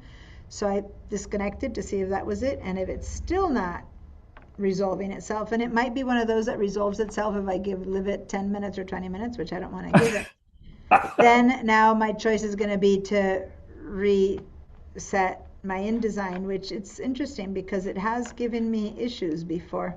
Now I don't know if it's an InDesign problem or a entire computer problem. I just upgraded 2 days ago, and I've been having issues that I haven't had before. So I'm thinking this is more my system than InDesign. But just in case, I'm going to try to go force quit because it's stuck. So I'm force quitting. So that's what, with my pinwheel of death, same thing? So I just force quit my InDesign. I'm going to open it again, and let's see if this time it responds. And in worst case scenario, I'll have to actually restart the computer. What is force quit? Is that command escape? In this case, there was a choice for force quitting. My whole computer isn't frozen, so I can force quit. I can just go to my icon of InDesign and do a right click and choose force quit, or I can go to the Apple and there's a choice there to force quit. There's 2 places where you can force quit, but I couldn't do it online because I wasn't sharing. So let me just show you again. If something is not working, what I went to my dock and I did a right click, and instead of quit, it said force quit because it was forced. Or I go up to the Apple and I choose force quit, and a box pops up, and programs that are not responding, it calls them not responding, and they show up in red, it lets you force quit them. But you don't want to force quit unless you're truly having a not responsive program. All right, so let me go back to my font. Here we go. Lithos Pro. It's still under filtering under sans serif and heavyweight. I'm gonna not choose that one again because that sent it to be crazy. So anyway, you guys get an idea. Okay, now if I don't want any of those choices, I have to clear it. So I can click here on clear all, or on the filter itself I can say clear all, so it shows me everything again, right? So I'm back to having every single font. And here's where I'm seeing my my last 10 choices or whatever. Okay, so that's fine. Say that I did like that, life is good, but what if I didn't like it? What if I want something that I don't have? First of all, one more thing before I go to things that I don't have. You can also mark your fonts, like the ones that you use all the time. Maybe you're working on a report and there's like these 5 fonts that you're using all the time. Hopefully not 5, but anyway, sometimes you have to use more. Hopefully not more than 3. But you can click on let's say that I like this font, Alfarn, for example. I can go over here to the right side, and to the right side of this name, there's like a little wavy thing, then there's a star, and then there's a little cloud with a check mark. Okay, I'm going to click on that star, and that's going to add this font to my favorites. And now I'm going to say that this is a favorite, and I click on the star right there, and maybe this is a favorite, and I'm going to click on that little star. Okay, so later, if say that I have 20 selected fonts out of my 2,000 that I really like to use all the time, then I can just go and click on the star over here, and it only shows me my starred fonts. It's kind of like a way to sort faster through the fonts. Does that make sense, you guys? Did it work? But you can't click on star and have anything happen if you don't have any starred fonts. So you first need to go and star some fonts. I don't care what you star. Go and you star them by going to this little star right there and just click. And then you starred that one, and then you starred that one, and then you starred that one, and then you starred that one. So now when I go to the star, I've got like 7 starred fonts. When I forced quit, I no longer see that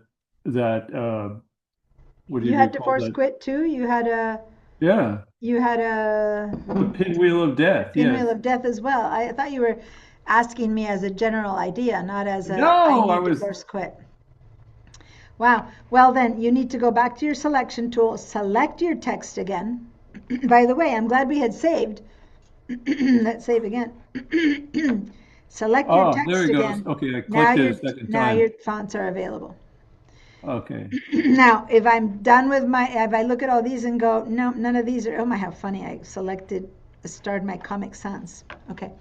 I'm done with seeing them. I just go down here and I take this off and I'm back to, they're still my favorites. They're there, but I'm just seeing everything again. And then I only go there when I want to see only my favorites. Okay. Oh, I see. Okay, Now, got it. what if I want to see all of the fonts that I have added? And you might have not added any fonts yet from other places, but I have. So this choice here is show added fonts. So look at all my fonts over here. This one has that little icon. That one has that little icon. See these little icons right there? When I click on that, these are all fonts that I have added from Adobe Fonts that you might have or not have. They are added. So now I'm going to take you to see how do you add these fonts. But this is an example of, these are not fonts that came with the computer. These are fonts that I have downloaded and added. And so that separates me from all the junk that came with my computer and only shows the ones that I have chosen to download. Once again, when I unclick on that, now I'm back to any fonts that are available. See over here, they're showing you little things. Those are the things they're showing you. Now, last choice before we go to find another font. What if I choose a font like this one? I'm going to choose whatever that font is, BC Mixer. What if I don't really know, this isn't it, but I want fonts that are similar to this one? Then that's this little first choice, show similar fonts. Oh. So I'm going to say, click on that. And now it's showing me, see how these are all very thin, lightweight fonts similar to the one I chose? Again, we're just playing with fonts that are in our computer, but it's giving me choices for fonts that are similar to what I have right now. Is that working for you guys? Well, it actually, it must be bigger than there it is, yeah. Now, It just so you disappeared. know, Illustrator, InDesign, Photoshop, Lightroom, this is the same all across the Adobe product. So what I'm teaching you is an Adobe issue, not an InDesign thing. Does that make sense? Yeah. So this works for Adobe. And then I go, oh yeah, I prefer this one. Good, so I'll choose this one. I started with one that was kind of like that, but now I found one that I actually like. So that was choosing fonts that were similar. Okay. So, okay. What else? I had chosen, why didn't it stick? I think I had chosen, which one did I chosen that I liked? I went to one of these that I liked. This one, American Typewriter Lite. I'm going to click on American Typewriter Lite, and there I'm leaving it at that one. Okay. So now you've seen how to use the features that come to help us sort through all the fonts that exist already. Now let's choose our third one.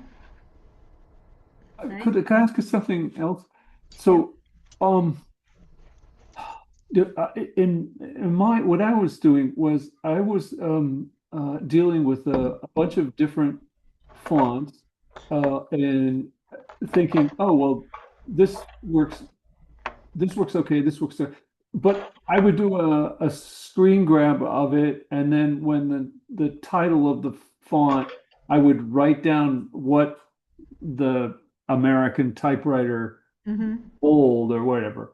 Is there an easier way to, I mean, is there like, yeah, at one point you talked about there being a pecking order, like the last thing you used was at the top of the list, that sort of thing. How, if you have like four different choices of fonts for, say, the text on the same image, how do you keep track of that? Well, one of the things you can do is make them a favorite. So say that you liked whatever this one was, and I'm going to go and select this one again, and this was American Typewriter. I can go to American Typewriter, and I can make it a favorite right there by clicking on that star. Yeah. And per project, like right now I can take off the stars from others, but then when you go to stars, you see, okay, these are the four chosen, right? And then I go, meh, this one didn't make the cut. Let me unstar it, and it disappears. And this one didn't make the cut, so let me unstar that one. And this one didn't. So by the time I'm done, I have my four chosen ones, right? So when you unclick the star, they disappear from your chosen list. Next time I go to the star, I'm down to just four of them, right? So that's a kind of a, say I go, no, Comic Sans is not a choice, or Apple Chancery is not a choice, then now I'm down to three. Yeah? I thought I had said no to Comic Sans. There we go. And then the second one, for some reason, this isn't working right now for me. This should have the American Typewriter because I just chose it. So I don't know why this is not doing it. It just seems to be like an alphabetical order instead of recents order. And that is weird because that should be, this should be showing, this list should be alphabetical order. Is it happening to you guys? See, here's one of the ones I just chose, but why isn't it showing American Typewriter that I just chose? And I even made it a favorite. So I really, something is not working like it should. Is this one showing recent for you guys or not? No. It no, is. Cheryl's saying yeah. Not for me. How about for you, Megan? Is it showing the last 3 or 4 that you've chosen? I don't know. That's always worked that way, so I really don't know why it's not working that way right now. Usually you go. What's that? Favorites? No, just at the top. Yeah, when you scroll to the very top, this portion should be showing my last 10 choices, and it's not. It's just kind of going from A to B, and it's showing the first 10 A to B's, and it's bizarre because normally, let me go and choose something that's like really down here. Well, I started having a spinning wheel of death again. Let me just click away before it goes crazy. Yeah, I'm in a spinning wheel. I saw a burlesque performer do a show, and she had the spinning wheel of death on little sticks, so they twirled around. It was quite entertaining. I like that. Okay, now I waited it out this time, and the spinning wheel was temporary. It was just kind of going. I was going too fast. But anyway, say I choose this one, Modak. It's a very different one called Modak. Yeah. In the past, you would go to the very top and Modak would be up here. And the Modak is not showing up there, so I don't know what's happening. I'm just going to let you know that that's what it should be doing. It's working for Cheryl. It's not working for me nor for Miguel. But anyway. I only have the emojis. What's that? The emojis only. Just the emojis and you to have that list. Yeah, I don't know why. Anyway, never mind. Now, one last thing that I'm going to show you about this stuff before we go. Oh, no, that's recently added, which is not the same as recently used. Okay, because that is recently added, but added means again that you've added it from the Adobe fonts, and that's okay. All right. So last thing before we go to find fonts that are not on our computer is this one. Right now, this is set up to show me selected text, but you could have it show you the sentence, the quick bright brown fox jumps on da da da. So what is this sentence? It's a sentence that includes every letter of the alphabet, and you can't even see the whole thing, but it gives you a better idea of what this would look like in general as text. Right now, before it was showing me the word Cheryl, right? And that's because it was on selected text. Or I can tell it to show me an alphabet, so I can see more than just the selected text. Or I can tell it to show me numbers. Or there's another sentence that some people like, which is Roger Hungry ate 234 peaches and cantaloupes, because this one has numbers, which the box doesn't have. Anyway, if none of those work, I just normally have it at selected text. So then when you click on selected text, what you're basically seeing here is the word Cheryl, which for some reason, so then I'm seeing Cheryl, which works when what matters is the big logo, right? But if you're just trying to find a font and see how it reads, if it's a bunch of text and it's not about that one word, then you might want to have another of the choices. Anyway, we're going to see that in bigger. Okay, so we made all our choices here, and I don't like any of all my fonts. I want to find more. All right, let's go find more. And this, find more. Oh. So I'm choosing my last one here.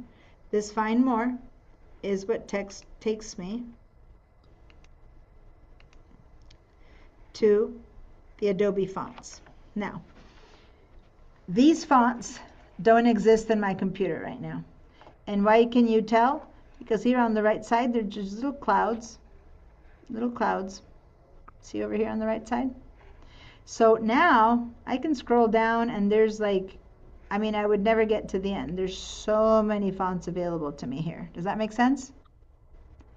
These come from that Adobe Fonts page. Every font that the Adobe Fonts has is being shown to me. So I don't even know how many bazillions. I think it's 10,000 fonts. I don't know. So how do I even begin to search here? That's when this becomes more important. Now I'm going to filter here for just handwritten fonts. And this time, since I'm going to Adobe Fonts for handwritten fonts, I have still a ton, and I can look at it this way and see many more than what I had in my computer. Does that make sense? Yeah. Now, fonts take up a lot of space on your computer. You don't want necessarily to willy-nilly choose fonts that are not. You don't want to be clicking and downloading a bunch of different fonts, is what I'm saying. You want to click only the ones that you want, because once you download it, it's going to be, you know, a big choice. Now, for some reason, I'm having under find more and handwritten fonts, you don't have any? Let's see. No matches. And you clicked on find more. Yeah, And then when you went over here, you chose, oh, you didn't choose. See, there's no choice. So choose handwritten fonts. Oh, find more again. And handwritten fonts. Huh. No? Oh, it's thinking, but you're getting the little wheel of death, so. Fonts are a big deal for computers, so there's so many choices that maybe that's why you're getting the spinning wheel of death. Miguel's getting the spinning wheel of death. Anyway, so let me yeah, just me show you too, over then. here. Let me just show you over here. Then we're going to go to the Adobe Fonts page. But say that I decide, oh my God, this is the perfect one. Oh, it's break time, sorry. And Cheryl is on break. So my break thing is telling me. So I'm gonna just show you this one more thing, and then we're gonna take our break, and then we're gonna go to the big font place to make choices. So say that I choose this one because I like it. Notice that when I hover over it, it appears with this little arrow there. When I hover away from it, it doesn't. The moment I leave, there's no arrow there. See how all of these have no arrow, but when I'm hovering on them, it gives me the choice to bring it down. So say that I choose this one. Got to be careful because if I say add this font, how many fonts am I really adding? I'm adding 8 fonts. I should open that up and choose which version of this one I really want. So say that I want the alternate one oblique, and then just bring that one down, versus if I click on here, then I bring down the whole font family. Does that make sense? Yeah, but wait a minute. It seems to me that it's better that you have at least if there's a bunch of these things that are based on the same look, then it Yeah. makes sense to use it all over the place in the book, right? Yeah. If you know which one you want, it's better to download one because these take truly fonts make a lot. They really take a lot out of your computer, space-wise and processing power-wise. So you don't want to suddenly have 2,000 fonts downloaded. Your computer is going to come to a grinding halt, right? In fact, right now, one of the things I need to do is every time I teach this, I download more fonts and I forget to take them off, and I have way too many.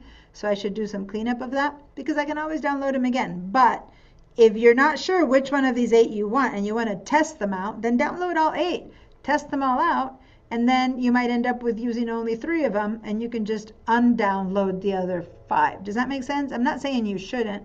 Just ideally, for now, for us testing, don't download hundreds of them, just download one. So say that I decide that I want the, I don't know, the bold oblique version. Or here, I like this one better, alternate one.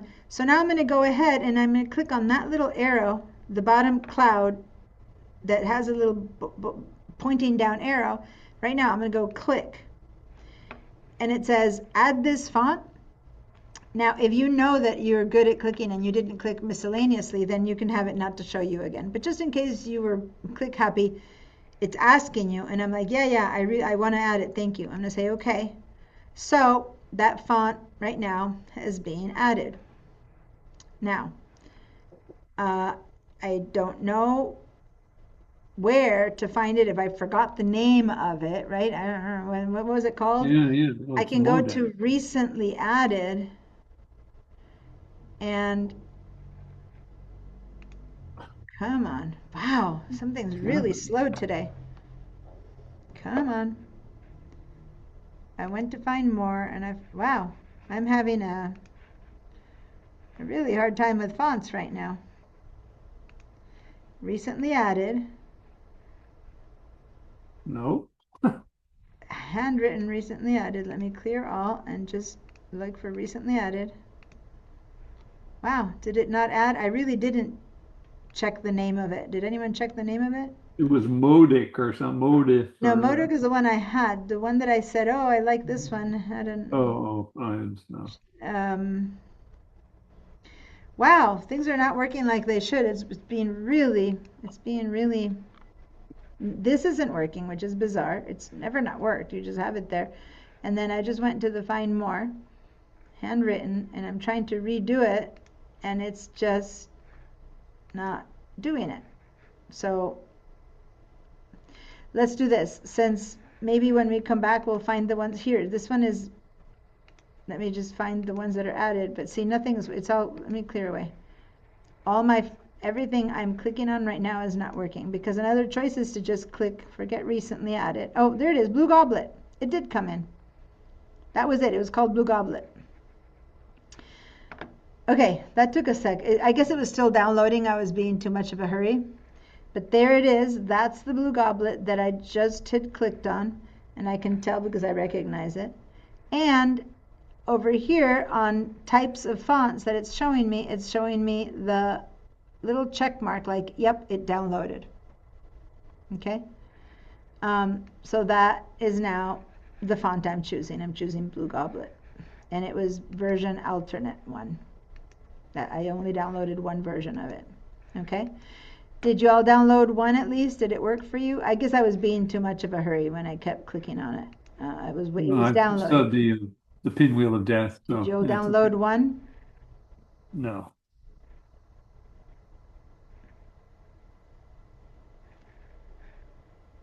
I do know how to force quit InDesign though. This is the one that's weird for me, that it's just not showing me the final ones. Okay. Let's go now to say, okay, how do we, oh, I was going to say I was going to give you guys a break, and then I'm going to show you how to do the internet one. Okay, so let's take a break first, and then let's first save this.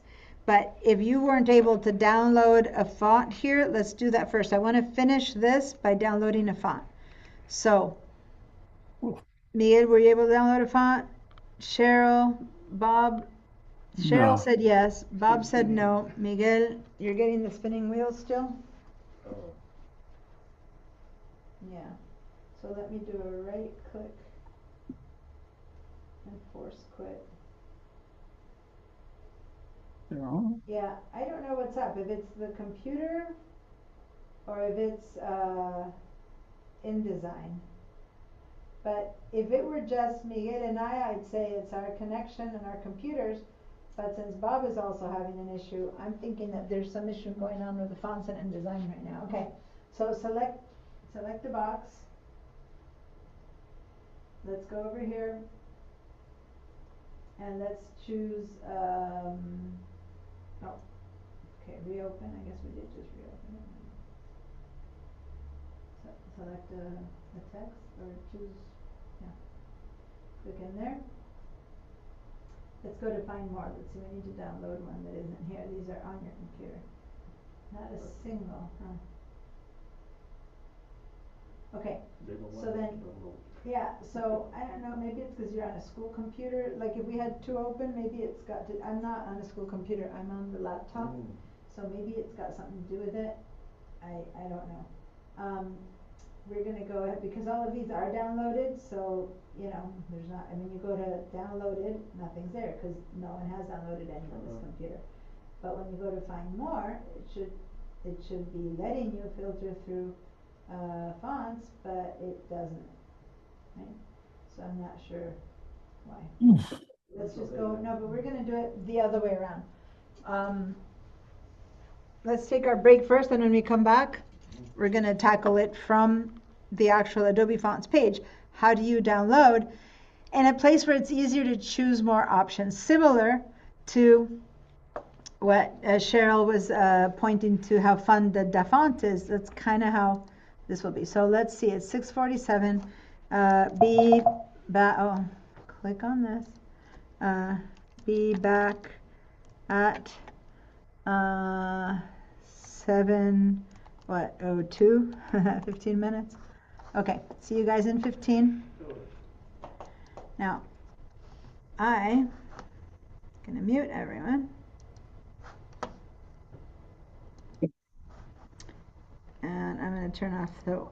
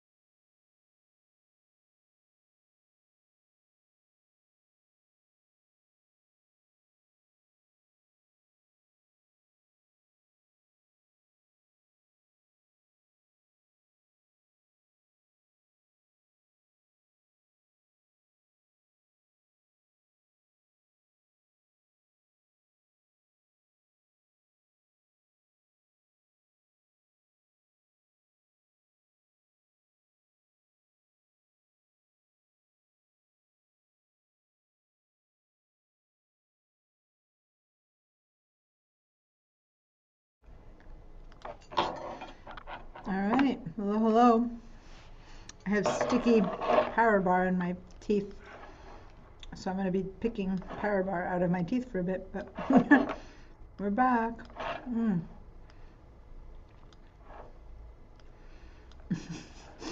If only I can. I know that if I smile, I'm going to have, it's one of the bars that's like basically figs and almonds or something, so I'm sure the moment I smile, I'm going to have like stuff up between my teeth. Oh well. It's a tasty but very sticky bar. I've been here all day.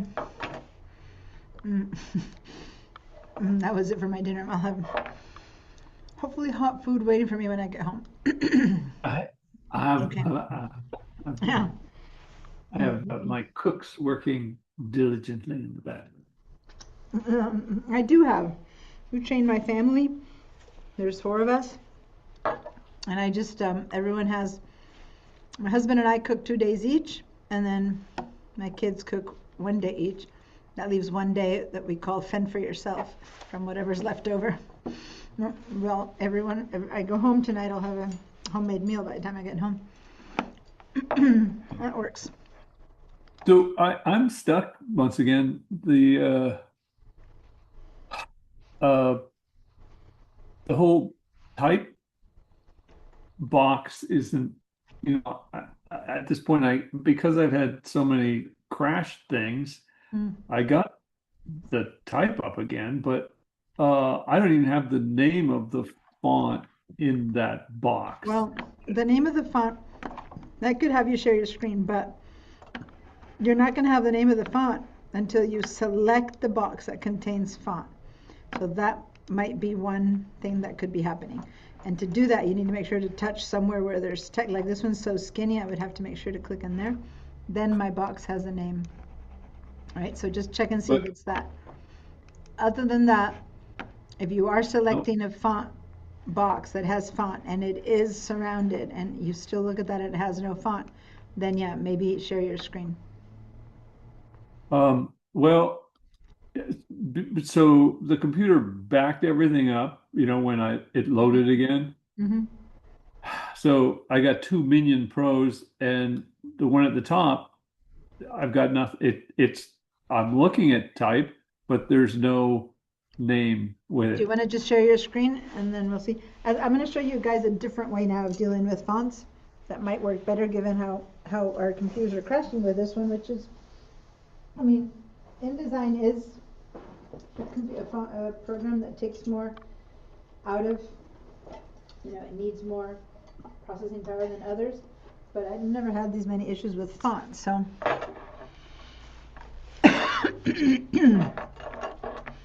All right, so select your box. I select this one, and it tells me what it is. I type this one. And it tells you, and that one goes empty. Yeah. But if you go to the, okay, so just the top one. So maybe you've chosen a font that it can't find. So click on the one that you can't find any name, which is what, the top one? Yeah. Okay. And then go and see to the arrow there where you choose fonts to see if anything comes up. Or is it just not responding? So nothing comes up. Go ahead and type Arial, A-R-I-A-L. Let's see if you type something up. It's responding. Now hit return. So it's responding. It did give you Arial Black. Now go click on the arrow to see if now that brings more fonts up or not. This arrow here? Or the next one? No, the arrow. The arrow to the right, the one that you were on before. To the right. Right. Oh, here. Arrow. Yeah. And click on, yeah, so there's the fonts right there. It's trying, but it won't hold. It won't hold. Yeah, something's weird. Just, I don't know, just leave it. I don't like that right next to that, there's that, the generate text tool is next to it, and I don't know, it's kind of weird. Go see, instead of using that tool, which is truly the contextual text bar, go see if perchance you can go over here which is where I've normally used text, and see if you click on this arrow, if the box of all the choices pops in. Oh, I have to Google you guys. Yeah, click on that arrow. It's the And same it still thing. It doesn't stay. kind of comes up for a second and then just boom, gone. Well, I don't know, delete that text box or something. There's something weird happening, and then you have the other ones are working. Anyway, I really don't know what's happening. Oh, whoa. Okay, this time it stayed.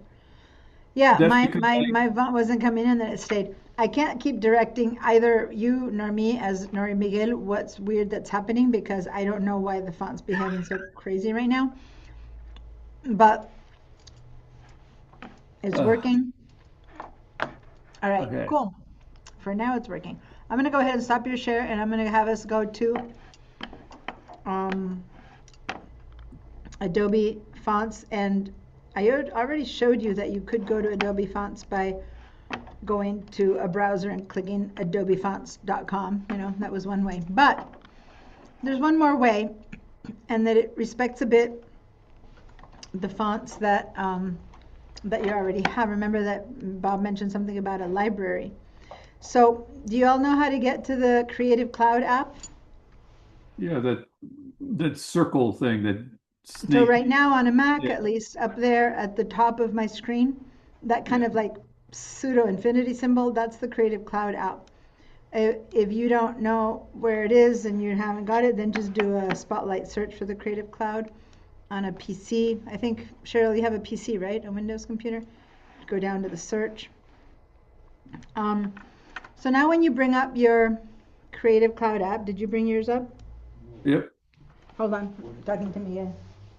So now, that guy there, that's your Creative Cloud app. Okay, then I say done, and I just want to see whether it's, yeah, it's got your account. Okay. All right, so, hold on, let me,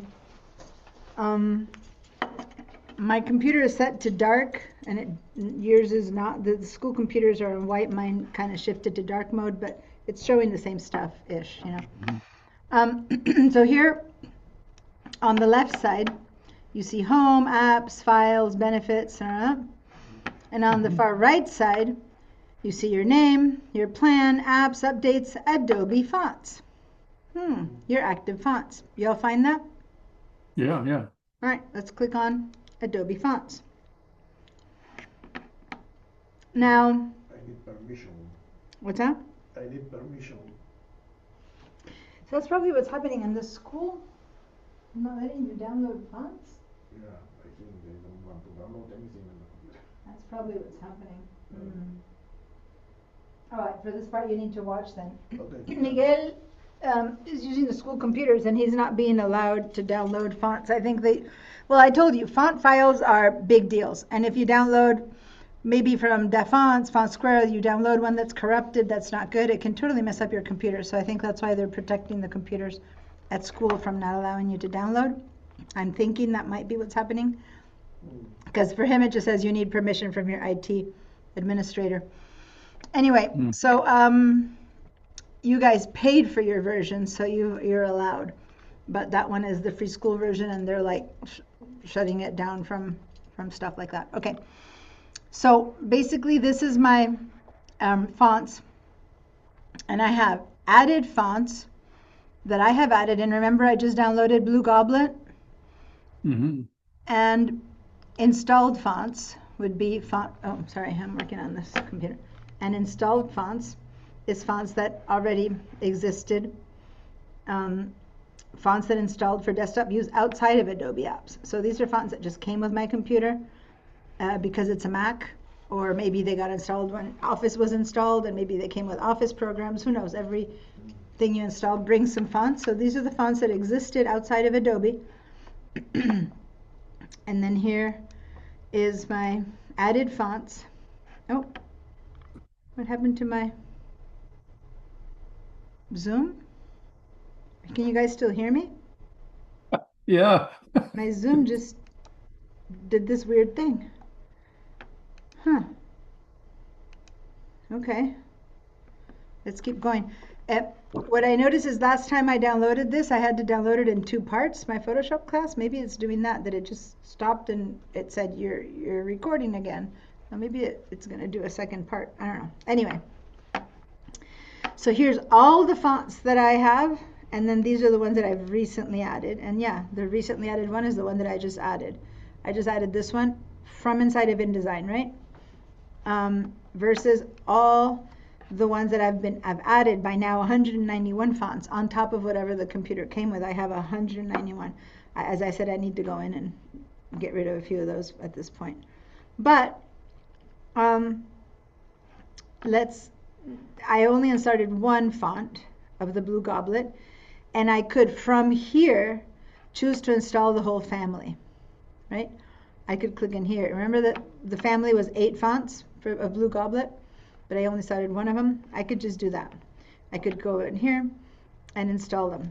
It says install for non-Adobe apps, because right now it's been installed for Adobe. But if I were to open Microsoft Word, I wouldn't find Blue Goblet. It's just installed for access for all of my Adobe apps, but it's not really in my computer for everything. Does that make sense?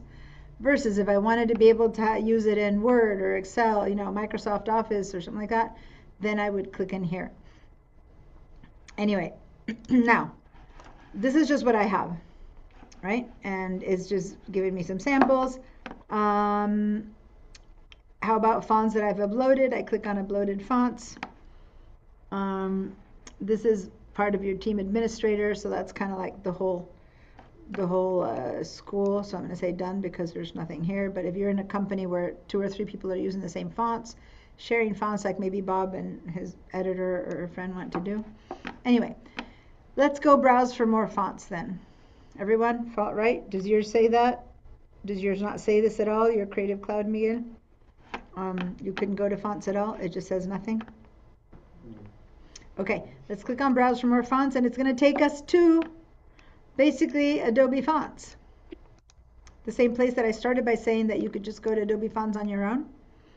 The only difference is that this time it brought me already signed in, and this is my account. Versus when I went and I said Adobe Fonts before, it didn't know who I was. Does that make do you see what I mean? So if you're inside of InDesign working and you suddenly need a font, you can just click and go in and you've signed in. I could have gone in here and said sign in and put in my whole pipeline and whatever, and I would have gotten in as well. It would have been in a similar spot. So if you got to Adobe Fonts like I did, and you got that by going to your Creative Cloud, okay? Creative Cloud, you went to install fonts, and now you clicked on browse more fonts, that is going to take you to the internet to this place already signed in. Yeah.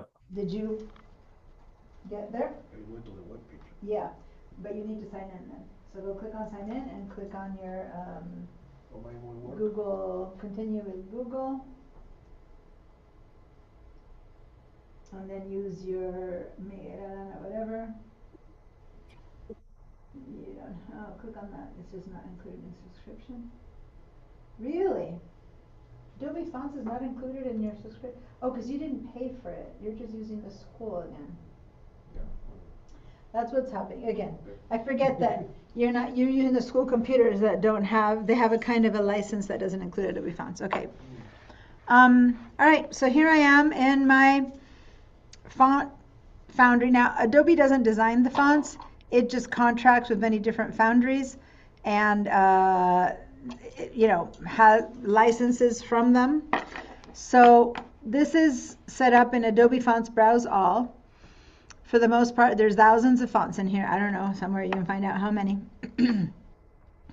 You could also go to places to find certain font packs from certain companies. You can go to foundries and find fonts just from certain foundries, right? So if you go over here, it takes you to specific companies that make their own design. I don't know, women driven, innovative. These are all different foundries that design fonts for you can explore all of this. You can go font packs, but all of those might be like this Foundry might have licensed 5 of their fonts to Adobe. But if you like the way they design, you might go, you know what?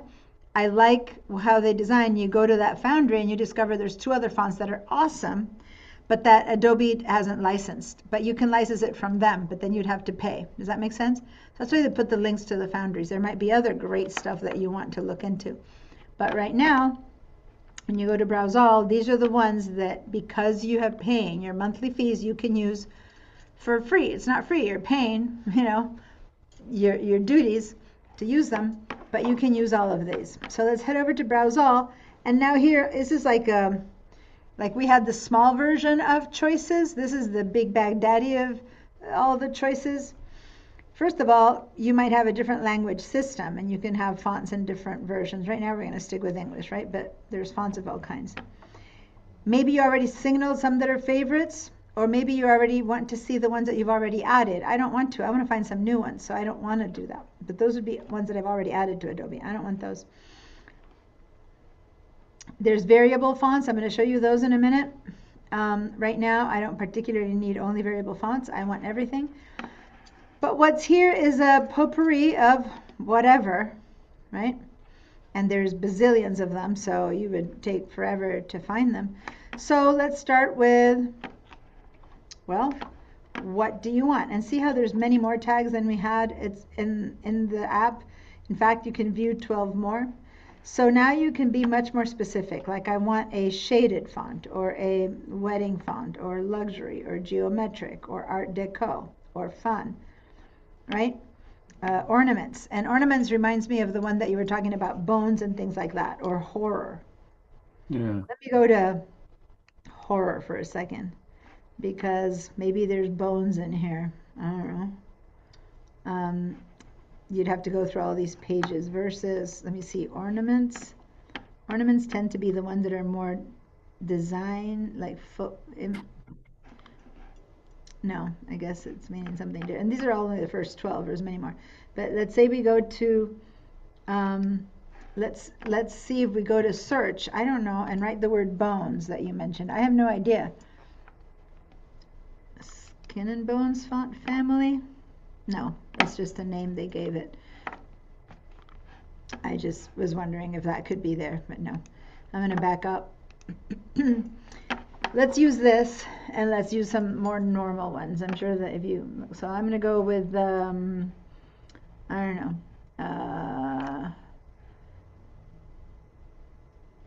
rough. I'm going to go with rough. And then I'm going to go rough, but I want sans serif, for example. So then you start seeing samples of the fonts. But if I say, now let me just say rough serif. I like the first one, the one that came up at the beginning. Basileo Jetsam Collection. So then I was like, okay, I'm intrigued by that one. You can be intrigued by whatever you're intrigued. It's just showing me a sample. I can click on these arrows, see it a few more times, and go, ooh, this looks exactly right for my job, or this is horrible. Let's check it out a bit more. So now I'm going to click on the Jetsam collection, and it's going to open up into another page. Now I get to see them applying it in 3 different ways. With the sample text, the crick fox jumps over the lazy dog. Or, and I can make the text size bigger or smaller. Okay. Now, I might like this version of it. Let's go ahead and, instead of sample text, the quick grab box, I can again see many other versions. I can write it in Spanish. This is all of the alphabet in Spanish, because there's other things. There's little swirlies and accents and stuff. Anyway, or you can enter your own text. Maybe here I'm going to write the word, well, I want to see what Cheryl looks like. And so here's where I wrote Cheryl. And I can see it in bigger and small, because the same font that's very fun for full size might look horrible if you're trying to be a book that you're writing in, right? So you make it around the size you think you're going to need it. And then you go, you know what? I kind of like this one. It's the Jetsam Collection Kugelkopf or whatever. I could A, save it to favorites. then later I can look at my favorites and choose which one to download. So Bob, where you're saying, how do I, well, maybe I'll choose 10 right now, but I haven't downloaded them. I'll save them all to favorites, and then I'll get to see all my favorites, and out of those 10 compared to each other, I'm choose to download 2 of them, right? So I'm going to do that. I'm going to save that one to favorites. Could I ask you something? Or, yeah, So I opened up one of these, it's called Long Underwear, and and then it has a thing that says text size. Now, when you download it, do you only get one specific size? No. The text size is for you to test. Oh, just look at it. Oh, okay. Because this same font, if I had to make it read, make a sentence, and it was going to be small like that, it's showing me, it says 14 font size. I'm like, oh my God, I have no idea what the thing is saying. That is not a good readable font. On the other hand, if I want it to be a headline, I'm like, oh, well, that's not bad for a headline. Does that make sense? Yeah. So, Yeah, and yeah. that is font size 109. So it gives you a chance to see it in small or in big, because it really makes a difference. A font that's good for one is not a good for another, right? Even Yeah, here, no, I of this somehow JetSam thought, collection, this one here wouldn't work for readability, but this one might work for readability, but it's not too small. But the moment I start to make it small, even this one kind of begins to, like, the letters are touching each other, so yeah. it's not very readable, right? So that's just you choosing, is this going to work for me, right? So now, remember that you said, what's the difference between the hearts, the save to library? So I made it a favorite. All it does is later I can say, okay, show me all my favorites, right? So then I can choose which ones out of those 10 I really want. Because right now I'm seeing them individually, I can't compare them. Right, so remove from, I click on the heart, that puts it in favorites. I could also save it to my library. And today we're going to talk more about libraries when we're done with this. And I'm going to show you what a library is. But for now, go ahead and save it to library. You don't need to choose mine, choose one, anything, and save it to your library. Now, watch for a second what happens when I say save it to library. If you've never made a library, it'll just say new library, but I have libraries already, okay? So for me, I could save it in my class libraries or those libraries or my sample test class or in my just general library, or I can make a new one. I'm going to call this one fonts for class, for example. So I'm going to click plus sign, and let's all make a library called fonts for class. So if this were a project, I could call it book such and such, or I could call it client such and such, or I can call it project such and such, right? Brochure for client X. I just called it a library called fonts for class. So later I'll show you how you access those libraries. Right now, just trust me, add it to a library. Okay. Now here it recommends fonts like the JetSam collection. Would you like that? I'm like, nah, I don't like any of those. I just want to go back to my general things. Now, first of all, if you like it, if you really think you're going to want it, that hasn't downloaded it to your computer. This has just given it a choice within the internet. Bazillions of fonts. You've said I like it. If now I said I like to both of these, but I only put this one in my library, and now I don't even want to leave it in my library. I know it's the one that I really like, so I'm going to just go ahead and add that font. So I'm going to add that font. Click on Add Font. What does that mean? That font has been added now to my Adobe apps. Remember the name, JetSam. I'm going to try to remember it. I'm going to do a screenshot in case I forget the name. Okay, it's my JetSam collection, right? And now I'm going to say okay to that. I can also install them to be on other apps or whatever, but for now, instead of opening the app, I'm going to say okay, and I'm going to get one more. It's warning me that those fonts are now available in my Adobe app. Let's go back to Browse All, and now let's choose one more. I don't know, this one, whatever this one is. I'm not going to get much more crazy. What is this thing? It's a fancy-ish kind of script font. I'm going to say I like it. There's no other options for it, so I'm adding the font. Notice that again I'm adding one font. I have not added a family. I'm going to say okay to that one more time, but this time I didn't add it to the library and I didn't add it to the hearts. I went straight to add it to my computer, right? So, wait, what's the difference between where it says fonts added to Adobe Apps, manage fonts in the Creative Cloud app? The open app or okay? No, right now just say okay. We're going to go and see what that means. I just want us to download 3 different fonts right now. So I did Jetsam, now I'm doing Mayence, and again, I'm doing whatever. I'm not really caring what I'm downloading. Let's go to Browse All, and now let's choose one more. This one, Spumoni, whatever. Since they're here, I'm just going for it. Now, is this a family? No. Let me just go back and add a family because you haven't seen a family added yet. So those are all individual fonts. Down here it'll say one font, one font, one font. This one says 12 fonts, 32 fonts. Okay, I don't want too many. This one says 3 fonts. Let me go with this one because it's only 3. So instead of add font, it says add family. First of all, I'm going to put this one also in my favorites. And I'm going to say add family. Okay. Now, it didn't even take me to see it. It's like I liked it enough that I just said okay. And then I'm going to do one more, and only because I forgot, I'm going to add one more to my library. So I'm going to go to Wordy, Diva, and this time I'm going to add it to my library. I want to show you the difference of what this means, favorites or library. And this one, by the way, is whenever I teach web design, which I haven't taught in the last 6 months, but when you want to add a font to your web project, when you're creating a website, you would click on that, and then it would give you a code to put in your page. But we're not doing that right now, so I'm going to save it to the library.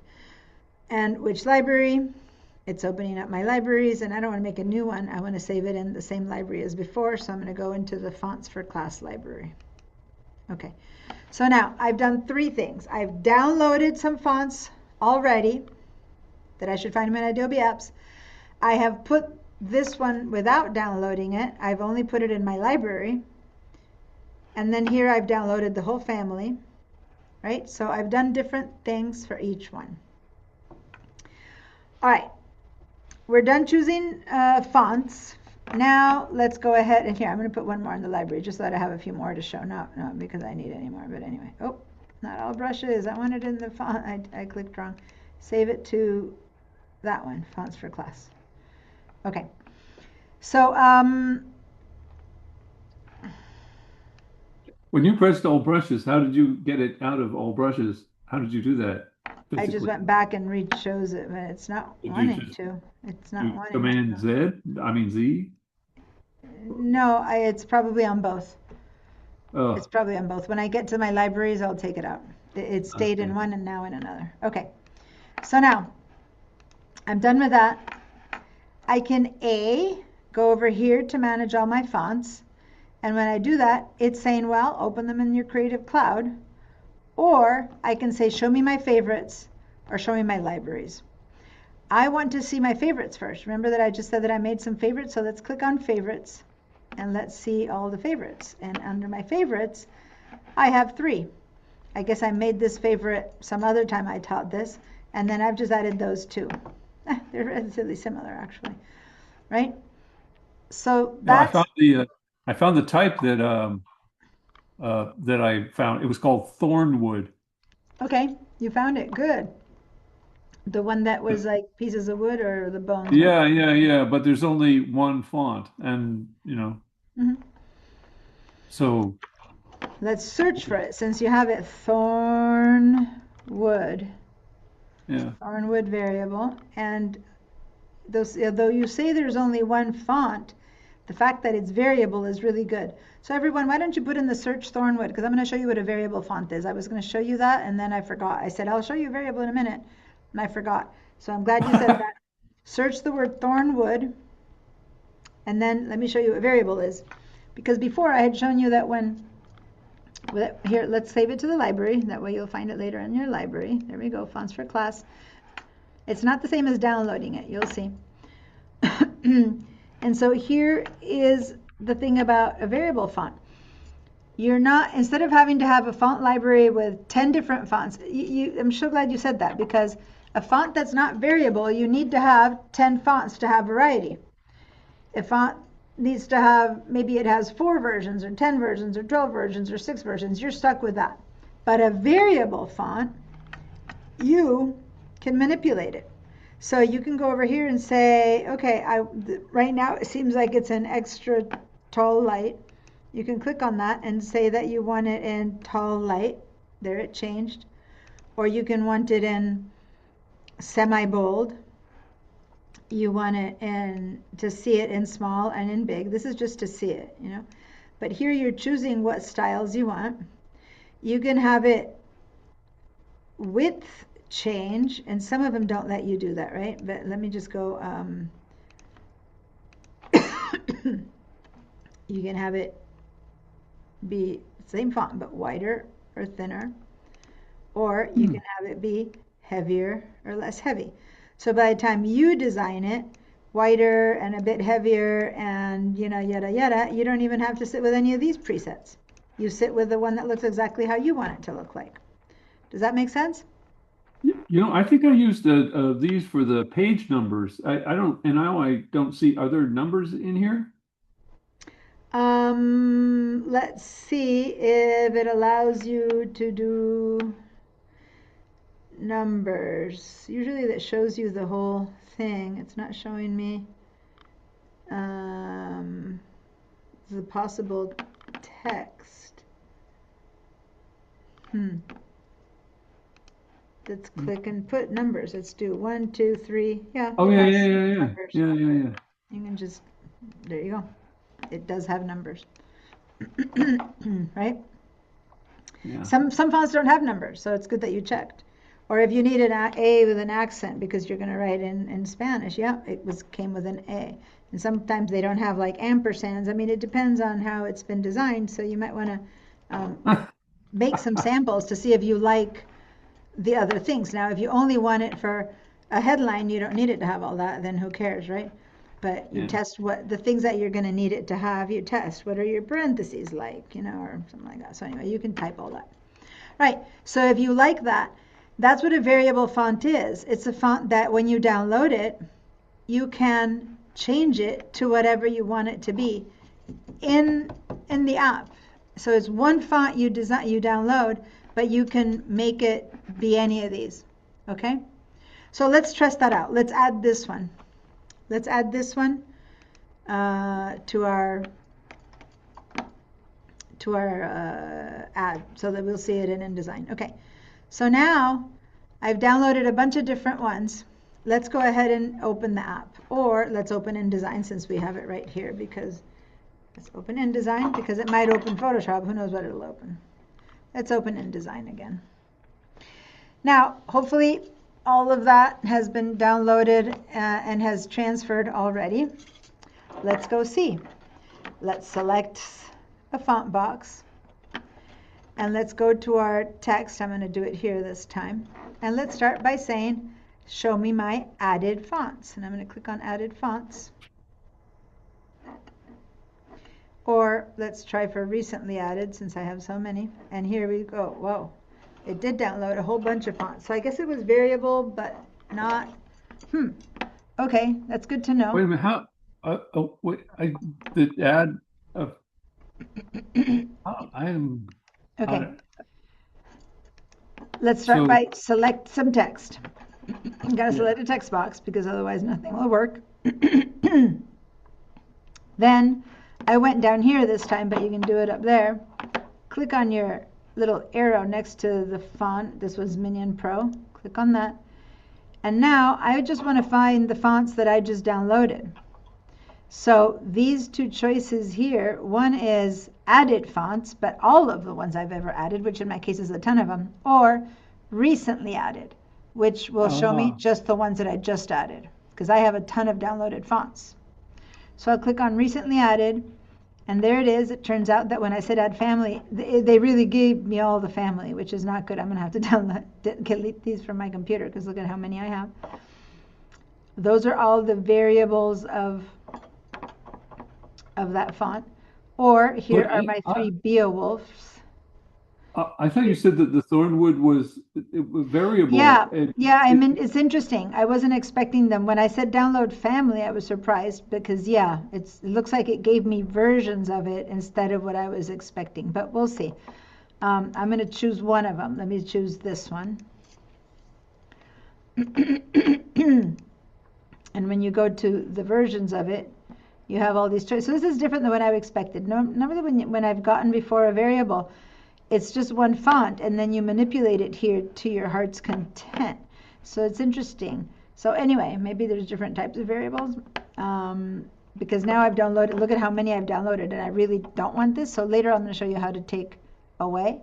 But maybe I'll choose extra tall, medium, for example, whatever. Right?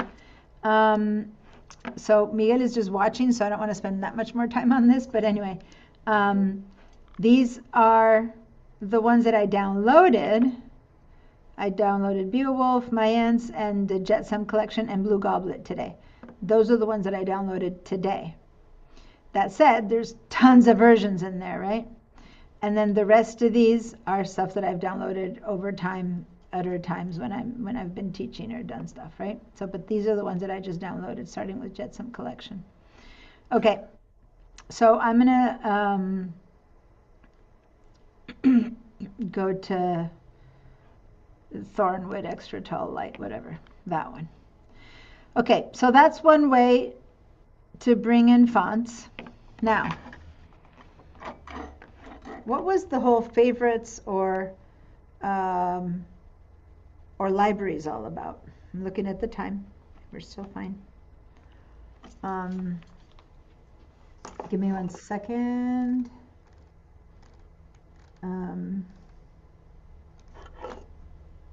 Have you guys signed up for the next week's class? I have 15 people. Okay, just need to see if they're going to let it run, because depending on that, how much more I teach you, one thing or another. But anyway, the fonts thing is important, and I'm going to try to get through colors as well, so I'm looking at the time. All right, we still have a bit of time. I have about an hour. Okay. So I'm going to do a little bit more, because libraries is really important to understand if you're working with projects. For example, Cheryl works with these projects where there's, 50 pages, or I don't know how many pages you said, but a bunch, or your books. But I have a feeling that your books are less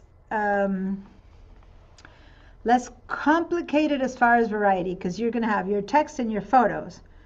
I don't know if you add any other thing, but no. You have like a ton of photos and some text, versus Cheryl might have logos from here, text from there,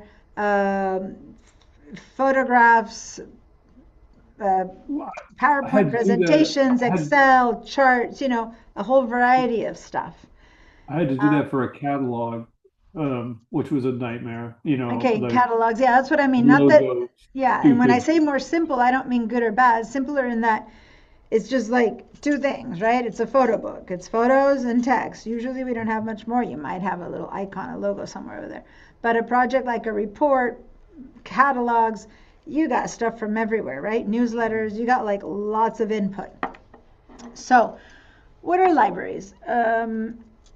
Libraries in Adobe is, so when you buy your, and I'm hoping that you can access your libraries. See how much time I spend on it will depend on if Miguel can open his libraries and make sure. Did you put any fonts in your libraries? No. It didn't let you?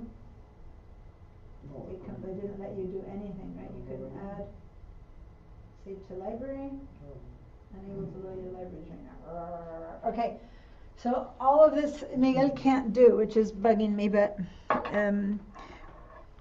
it's okay. Since it isn't hard to do, it's understanding. Ultimately, you're getting the knowledge and the understanding of it. It's interesting because when people are in VDI, they can do this. So why would VDI allow? I guess because VDI gets wiped out, but these computers don't. I'm going to have to ask about that, because it's hard to teach if I have people here if they can't do some of these basic things. Okay, so what's so basic about libraries? Libraries is when you buy Adobe Creative Cloud and you're paying whatever you pay, you get given not only the apps and everything, but you get given assigned about 20 gigabytes worth of space online. It used to be 20 gigabytes. I don't know if they've increased it or not, but historically it was 20 gigabytes of space.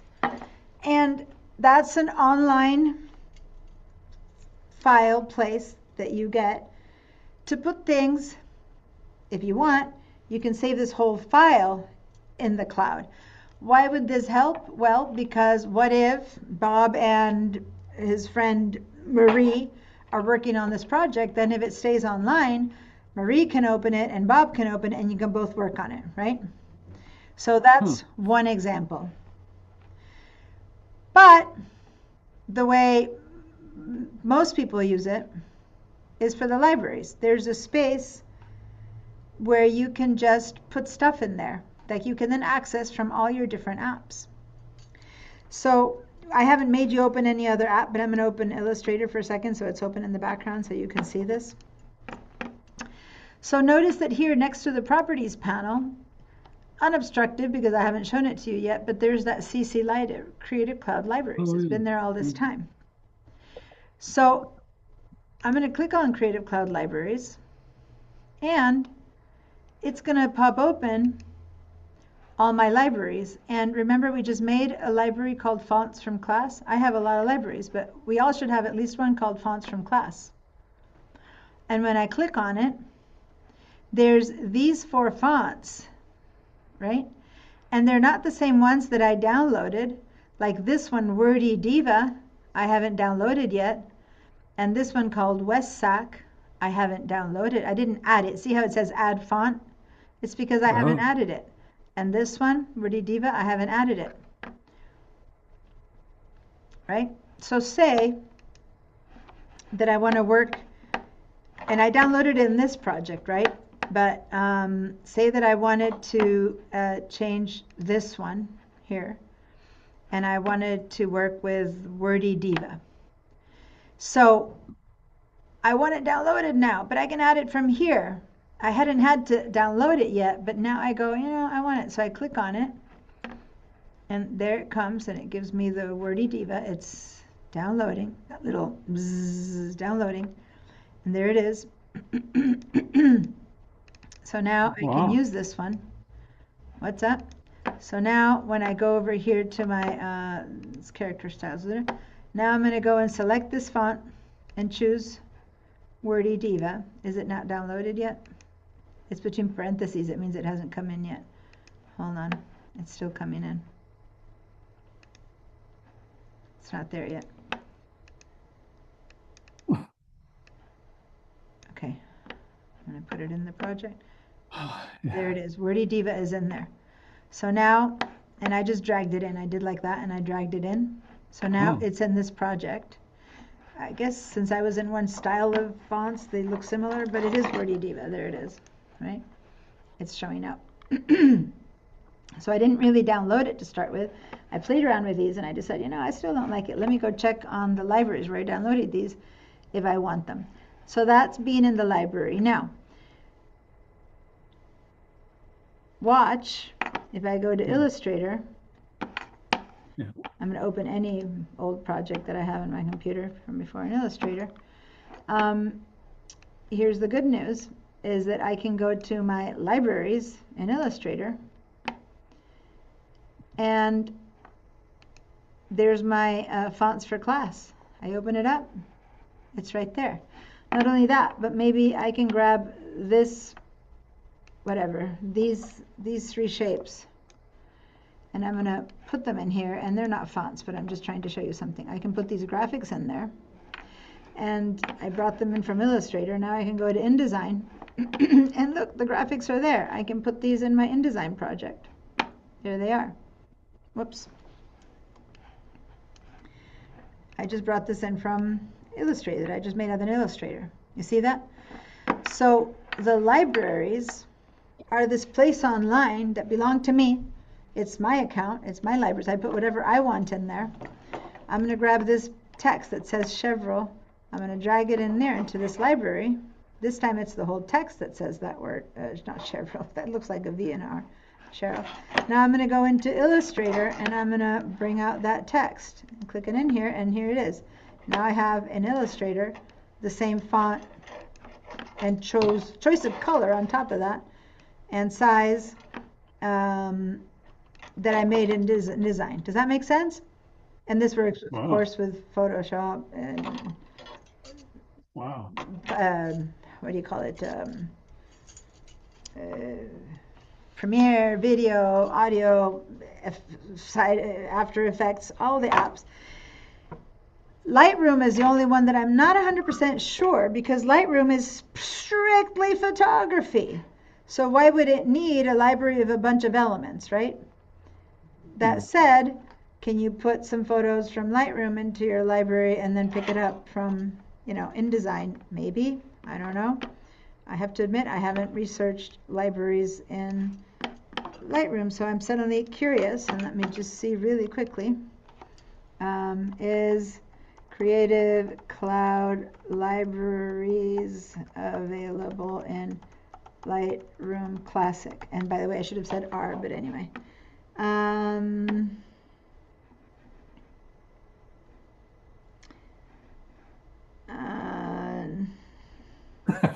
Nope. Where is it? Is Lightroom included? Let me just take the word classic out because that's what confuses it, but let's see. The Creative Cloud are not available in Lightroom by design. There's no way to import images directly. Yeah, I was like, I highly doubt it's there, but I just wanted to confirm because it doesn't make sense, basically. That's why I guessed that it wasn't there. But then again, I've never looked for them there because they don't make sense there, and that's why I said, what if they are there and I just haven't paid attention? So I had to go check, but no, they're not there. But all the other apps share, you might make a logo in here, put it in your video. You might make some music, made a little animation, bring it into your... So all the other apps, other than Lightroom, it's a kind of a different creature. It's strictly photography versus every other app can do photography and a lot more.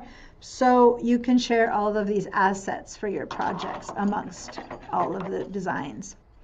That's what you use your libraries for.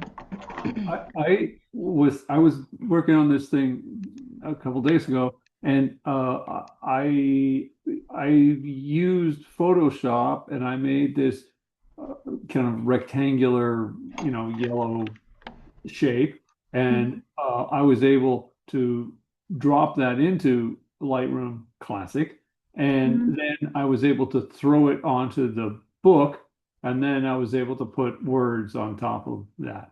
Okay, yeah, because you should be able. It's a simple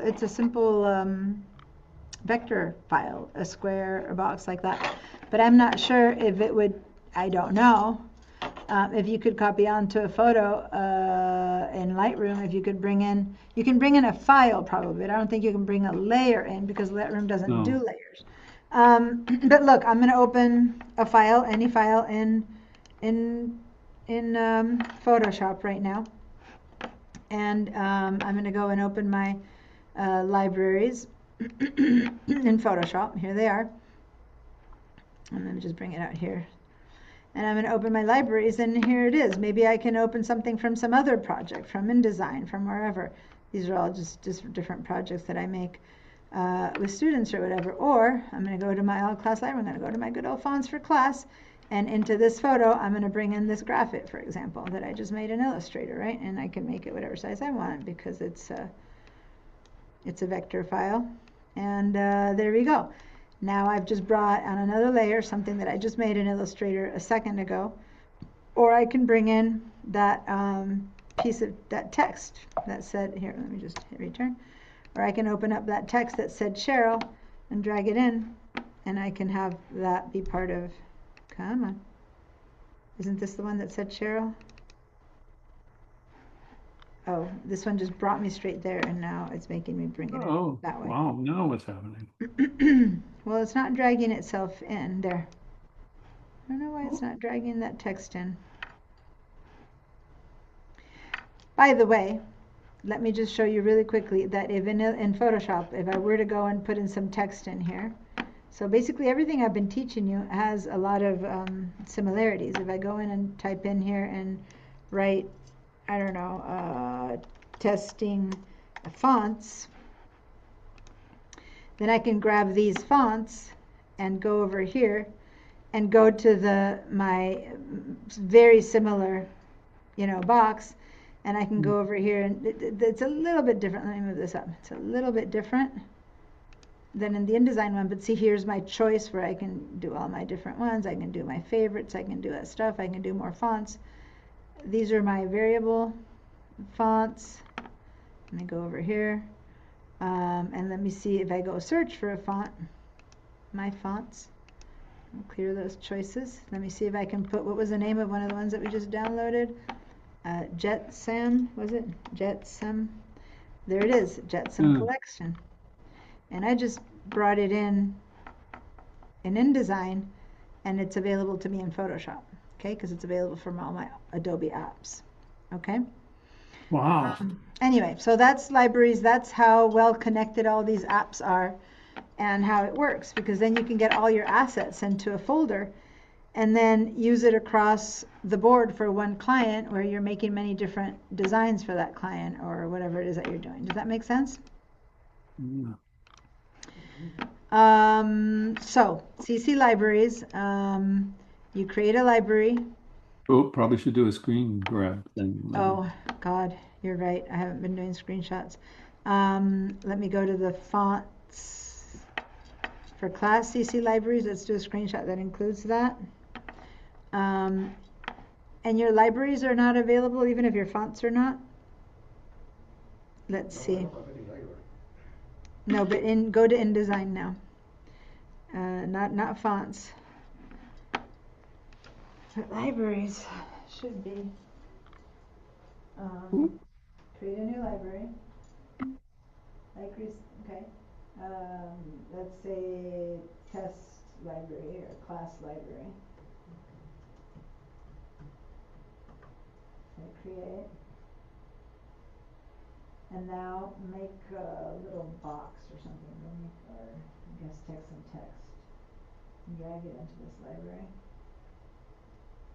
Okay, you added that text in there.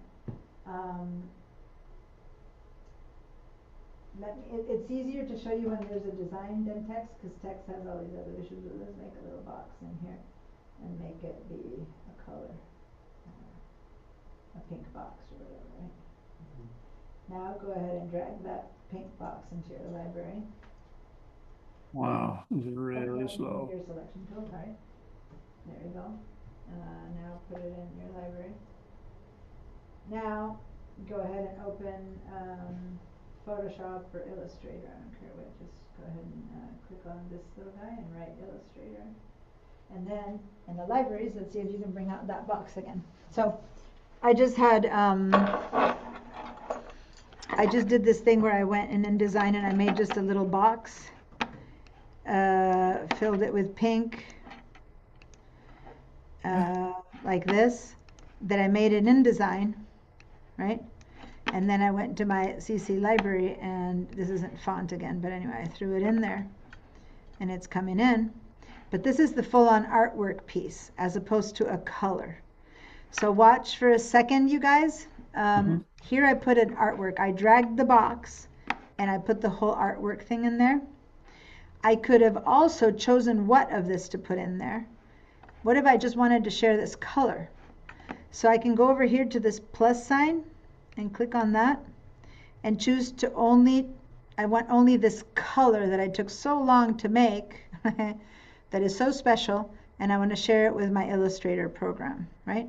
So now I chose just the color or the text or the font. So I'm going to select this font, and I'm going to say I just want to add the text, or I just want to add the character style or the graphic. So I'm going to just say the text. So here's another version of text, right? Now, when I go to Illustrator or Photoshop or wherever I go to Fonts for Class. I don't want this time to bring in that same box. I can bring in the box, there it is. But what if I just wanted the color available? So I'm going to go ahead and hit select a box that exists already there, and I'm just going to make it that color. I chose the color from the library so that it's the same exact color as what's in InDesign. Does that make sense? Yeah. Or I could actually bring that box in and say, here, put this box in there, the one that you made, which again, since both are boxes, it looks like it's the same thing, but it's not. One is the color and one is the piece, the actual piece that I designed, like this, which was a piece that was designed. Okay. So anyway, that's the power of libraries, which when you're creating, you know, a whole set of stuff, which I'm thinking this might be really useful for Cheryl and maybe even for Bob, Bob, you're not planning to use these apps much, but as a concept of why they exist is because this kind of variability. And libraries can be shared. So say that this is a library of elements that I've created for the report number 25. Then I can click on this right there, that little person thingy. I can click on that and I can share it with people or groups. So other people that you're working with, your 3 coworkers that are all part of this project. I'll add them in here. They have to have their accounts, or if it's a work account, right? And only those people will be able to access. Now you can give them, you can tell them to just access and use, or you can have them just read it and use it, but not add to it. Like you've established the guidelines and they can access it, but they can't change it or modify it. Or everyone can add stuff to it and everyone takes stuff from it. Does that make sense? Is that exciting or not? Or like, yay, Cheryl's liking it. Anyway, now, one last place to find all of these libraries was in that Creative Cloud app. Remember that we opened at the beginning to show you the fonts? I opened that Creative Cloud app where you had like home and all that stuff. Well, guess what? Apps, updates, fonts, plugins, stock, tutorials. You also have your libraries in here. And how did I get to the libraries from here? I was just in it. These are your fonts. Cloud activity, it could be the libraries. Let me see. Yeah, my libraries are syncing right now. So, 1 terabyte is what I get. So I've used 15 gigabytes of 1 terabyte. So I guess that's how much I have. I don't know if it's because it's the school account or if that's what you get as part of your account anymore. I can go to my files, and here's files that I have put on the library. So these are files that I have in the cloud that if I need to use, I have them up there. Okay. And then if I go over here to my libraries and click on this, I'm giving access to my libraries. You need to know their account, right? Their email or whatever it is that makes that account be the people you want to share with. And you can tell it.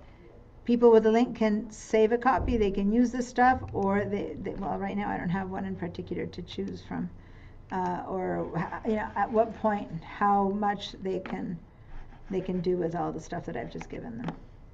Right, so here under files, I have all my library items, including fonts that I've downloaded and stuff like that. Okay, yeah. So that's the Creative Cloud app itself, which holds the libraries, holds the fonts, holds all the joint stuff, holds the updates of your apps and things like that. I'm going to close my. Well, how do you get rid of things in the library? What's that? Were you going to mention how you got rid of things in the library? Oh, yeah. You mean from here or from the bigger, like a font, you mean? Well, from here I can. Yeah, no, I was going to show you how to undownload a font. That's what I was going to show you how to do. But from the library, if I want to delete this from the library because we're not using that color anymore, I'll just select it and click on this little trash and boom, it's gone from my library, right? I mean, I had already put it in here, so it's still here, but I don't have it available. We changed color. That's not a color that we're using anymore. Okay, delete it. Boom. It's not in my library anymore, right? So you can add or delete from the library at will. I'm going to delete this graphic and I'm going to leave only fonts in this one. Good. I just hit that and I deleted it. No big deal. I'm going to close my libraries, but I'm going to go to the Creative Cloud, go to the font. So I'm going to click over here to the home and head over to the Adobe Fonts. And here's the fonts that I just downloaded. I don't want the whole Thornwood thing. So the Thornwood, which seemed like one font, but came in with many. I need to look into that because it still is saying like I downloaded one, yet it gave me I thought I only have one version of it. Yeah, so I'm not sure. But anyway, I'm going to go ahead and I'm going to click over here on those three dots and I'm going to say remove family. And now, are you sure you want to remove this family font? You can add them back from the removed tab. So if I say remove it for now, it's no big deal because if I really liked it, what I don't want it is occupying space on my computer. But since I did at one point download it, I might want it again. Now I can go back to removed and I can easily upload it again. I don't have to go find it again because it's in my list of removed. Does that make sense? Mm-hmm. Yeah. So this is me removing stuff that I've downloaded in the past. These are my installed fonts. Maybe I should go in and remove a few more of these, like I just downloaded Wordy Diva. I don't want it anymore. I'll remove it. So I can remove it for now, but it'll be in my list of removed. So it's not on my computer anymore, which lightens up. When this is a Minion Pro 2, does that mean you have two versions of Minion Pro? I have regular and bold, yeah. But I mean, does that mean that you have like another complete? No, it means that there's two versions of Minion Pro, a regular version and a bold version. I see. One bag strip, three, you know, so now in this one, Trajan Pro, let me see, Modac or whatever, many of these came where they were families that came with more, but I've only downloaded one version. But Source Sans Pro, I've downloaded three of them, extra light, bold, and black, two regular and italic. But this one might have more up there, but I only downloaded one, the plain. Okay? So now you can do that to unload them. I believe you can also get rid of them from here. Let me, oh, how funny. Missing fonts. This was Diva, Wordy Diva that I had downloaded. I came back, I just got rid of it from the app. So I came in here and it's like, whoops, the document is using Wordy Diva, but it's not available anymore. Do you want to add it again? It's available in Adobe Fonts. If I don't add it, then this is what a font, this pink box is, not because it matches the pink. A pink box is how InDesign surrounds any text that you don't have. So it really stands out, right? So it's saying the document uses a font that are currently not on your computer, or they're no longer supported, which is what's happening to your friend. She has fonts that are not supported anymore by Adobe. If you don't say replace, if you say skip, then it just stays there surrounded by pink telling you this is wrong. See, it doesn't even look like my font. My font was kind of it looked kind of like that. It just went back to looking like a generic font. And here it's surrounded by brackets. And in here I have an error. And those are errors that is telling me that I don't have whatever it is that this is. Does that make sense? Yeah. Yeah, I don't know if you've done a screenshot for libraries yet. I think I did. I just didn't upload it. I didn't upload the screenshot. Post. Okay, so there, the fact that you had this pink around those are two fonts that are not downloaded. That's your computer telling you these fonts are not there. Yeah, I dumped them. Okay, good. Well, there you go. Just showing that that's what that is. It's not that you've chosen to color something pink. Okay, so this is Creative Cloud Libraries.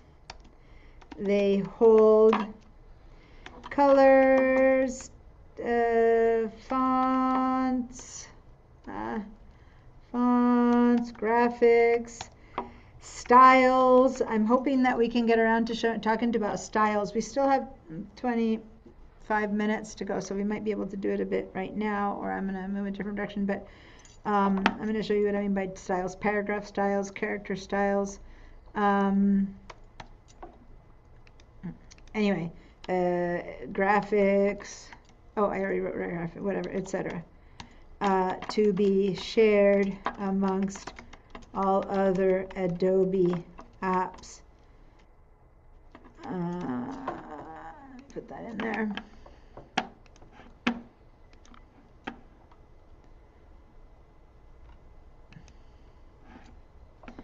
Okay, so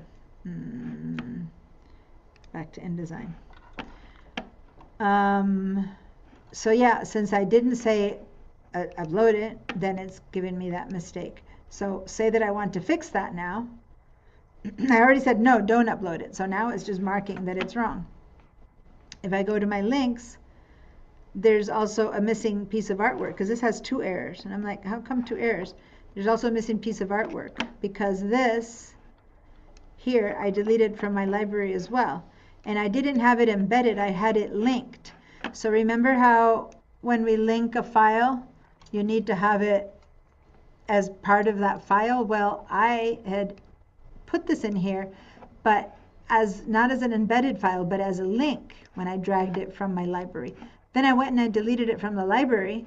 So now it's giving me an error like, where are you? Right? Where is that guy? And I can't even fix it because it goes to the library and it goes relink artwork. It's not there. I got rid of it. So if I had wanted it not to be part of a, like if I had wanted it to be on its own, I would have had to embed it, paste it in here, drag it, instead of having it be linked, because now it's linking itself from the library, and I delete it from the library. So that's why you need to be careful who you give access to your library to. What if they go, we're not using this, and delete it, and you're sharing that file, and next thing you know, you've lost that art piece, right? So everyone has to be in sync with what's happening with the document, because now it's gone from the library, and now my computer can't find it. But if I go over here to the FreeFight panel, I can't do anything about the artwork that's missing other than recreate it, but the text is telling me there's a missing font. When I double click on it, Wordy Diva, it's not showing me, it doesn't give me a, maybe because I only have 1 page. Oh, there it is. It's showing me 7 characters shell. When I click on it, it's showing me which one it is. Okay. So how do I fix this? It gives you an idea. Well, you can either apply a different font that you do have, or you can choose type, find fonts to replace the font. So I'm going to go to type, find and replace the font. So I'm opening up that menu that I had said no, skip. I open it up again. And now I have to go find it, right? So if I can find it, if we know what it is, I can go ahead and say add. And now it's adding Wordy Diva again, because I'm using fonts that are Adobe fonts, right? So now once it's done, it's added it again. Cool, done, and here it is, all good. Wow. Pretty cool. So the one error is the graphics.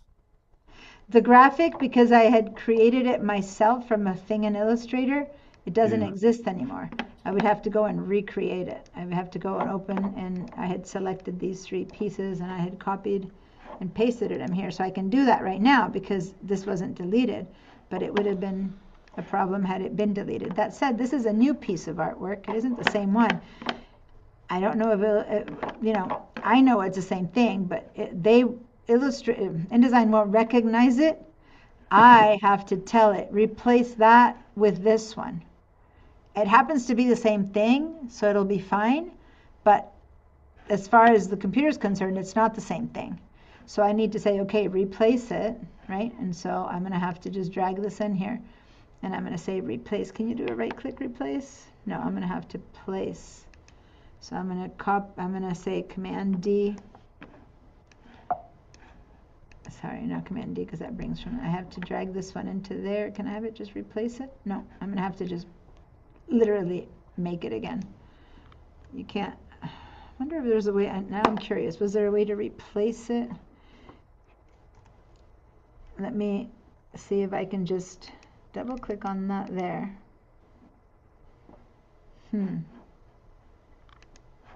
I can relink it. Yeah, I can relink it. I go here to this angle here, link, and I could click on that and then tell it that I can go and relink it from a file if I've created the file. But the problem is that it's not a created file. It was just linked from in here. So I don't think I can relink it from in here. Now I just have to reset it. Well, there's limitations. It's not a file. This, I made a piece of art and brought it in, and I didn't create a file for it. So I can't like really go and relink it. But anyway, now we're all fine. No errors. I updated my font and I relinked that piece of art, and now it says no errors down there. Okay.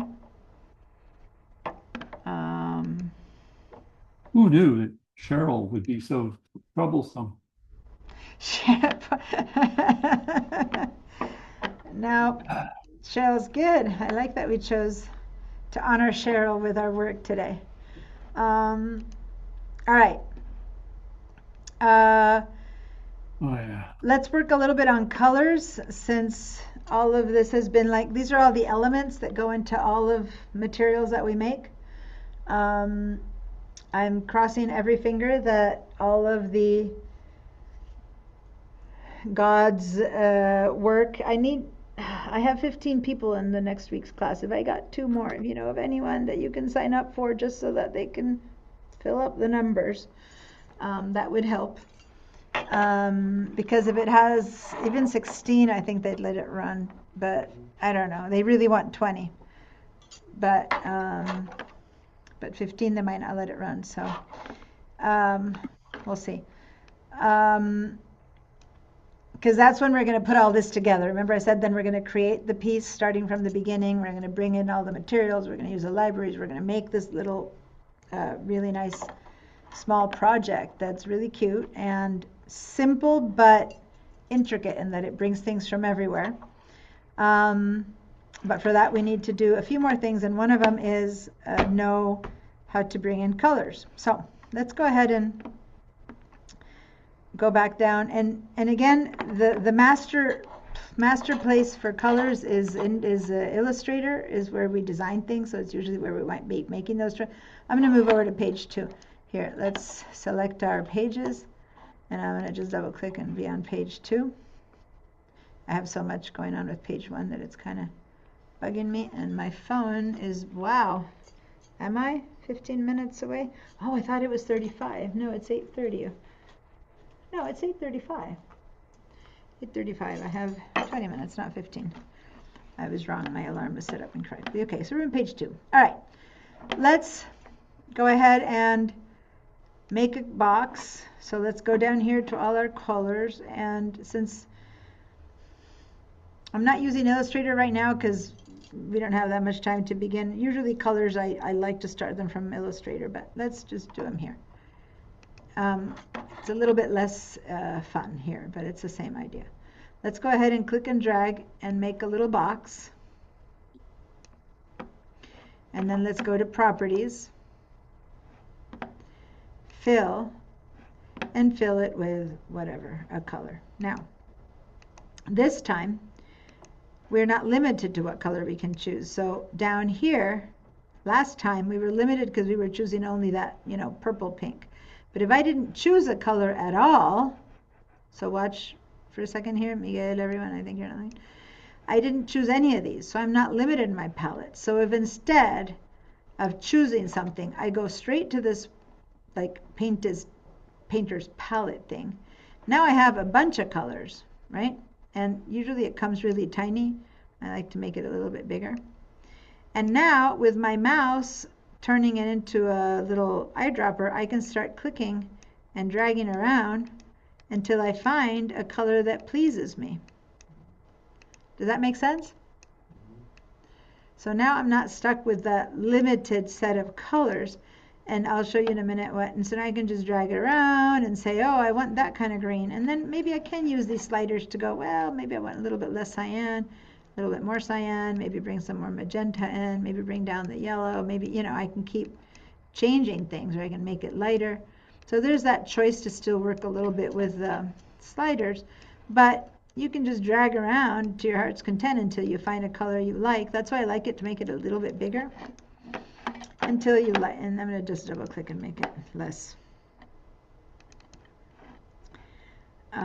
I'll show you what I did in a second. I'm going to go back in here though, and I'm going to show you a little bit. I'm going to make it a little bit less intense there.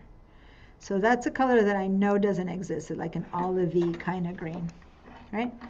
So then when I go to my colors in here, I made the color that I like, but it's nowhere here. So the problem is that if I now leave this, like click on your selection key, click away so that color isn't selected. Click away, so don't have it selected, click on something else. Now go make another box, and now go try to paint that color again, and it turns out it's not here. I didn't save it as a swatch. Does that make sense? So that's not going to help. The only thing that might help before I remember to swatch is that I still can pick the eyedropper tool down there, and then just sample it. So that's one solution, right? If I made it once, if I have it somewhere, I can use the eyedropper tool. Go down to the eyedropper tool and then go click that thing that you like, and it brings it in. But that doesn't save me, because what if I left this color in page 2 and now I'm in page 85 and I'm like, I'd love to use that color I used in page 2, and I have to scroll all the way to page 2. So the best thing would have been to have made it a swatch, right? So I do select that color. Even I was able to pick it up with the eyedropper. I go here to my swatches, and I go and prick a little plus sign, and now I've made a swatch for it. So now no matter what page I'm in, I can go choose that color to work from. Is that good? If there's any questions, stop me and ask me, and I'll do all this again, because I did it kind of quickly. So I'm totally in the dark. I have no idea. okay, so I'll repeat the steps, and then I'll have you share your screen. So I made a box. Yeah. Make a box from my box tool. I go to the fill, not the word, but the box next to it. And then I choose this painter's palette. When I do that, I get a series of a whole, color scale here with an eyedropper. When I hover over it, the eyedropper appears, and now I can choose a color. And I start playing around until I find a color that I like. Depending on what my project is or whatever, I might have one color or another, but there you go. I'm choosing a tone that I like just by clicking around my palette over here. I can go deep, I can go light, I can go, is basically, any color I want can be chosen in here. You good with that? Give me a yes, or give me a thumbs up or something if you've made a color. We haven't yet saved it, but we've made it. Did you make a color, Bob? No, because I think I'm on something called Practice 2 InDesign. Mm-hmm. And I think I'm on a completely different, and now I have another InDesign behind it. It's like ridiculous. Okay, if you're in Practice 2, Yeah. I went to the Pages icon, and I clicked on page 2. Page 1 was this, where I did all this Cheryl stuff. But if I go zoom down, that's my page 2. I don't even have the tool bars or anything on the side. Okay, so let me share your screen and let's see what happened. Let me stop my share. Oh, I had stopped my share. So I'm showing you stuff and it's not showing to you. How silly. I must have stopped my share when you said you needed help. Have I not been sharing this? I don't know. I've been talking without sharing? I was sharing. Yeah. Okay, I just stopped. Okay, so share your screen, Bob. I suddenly went, wow, have I been just walking you through it without sharing? Well, you would see it because you're seeing it here, but I didn't know if they were seeing it. I can't even share the screen now. While you're sharing your screen, I'm going to go in. Where is Phil? Okay, so choose a rectangle and make a box. Ay, ay, ay. It's a long thing. Choose your fill, choose the little painter's palette, and choose a color for it. Okay? That's where I'm at right now. Oh, yeah. That's all. Now, there's no way to make this a swatch here. So to go make it a swatch, you need to go back to the swatches. And now you can click on the plus sign, and you've created a swatch Oh, with that color. thank you. Okay? You're sharing your screen? Okay, great. All right, I see what happened. You seem to have lost all your InDesign tools. Let's do Yeah. this. Go up And to it's like your... I've got another version behind it. No, it's not another version. That's your program, and you just disconnected your window. That's all. So stop for a minute. Don't keep moving. Let me just tell you what to do. Okay. Just go with them. Here, go up here to not view, but window, like up here. To go up. I need to get my tools. And my tools on your computer, of all things, always my tools don't want to draw well. Yes, window, and then go to workspace, 2 down.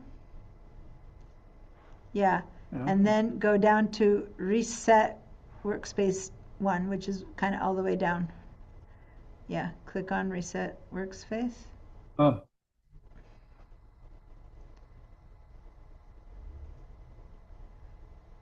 Okay, so it's on the back I don't one think now. you chose it. No, I don't think you chose it.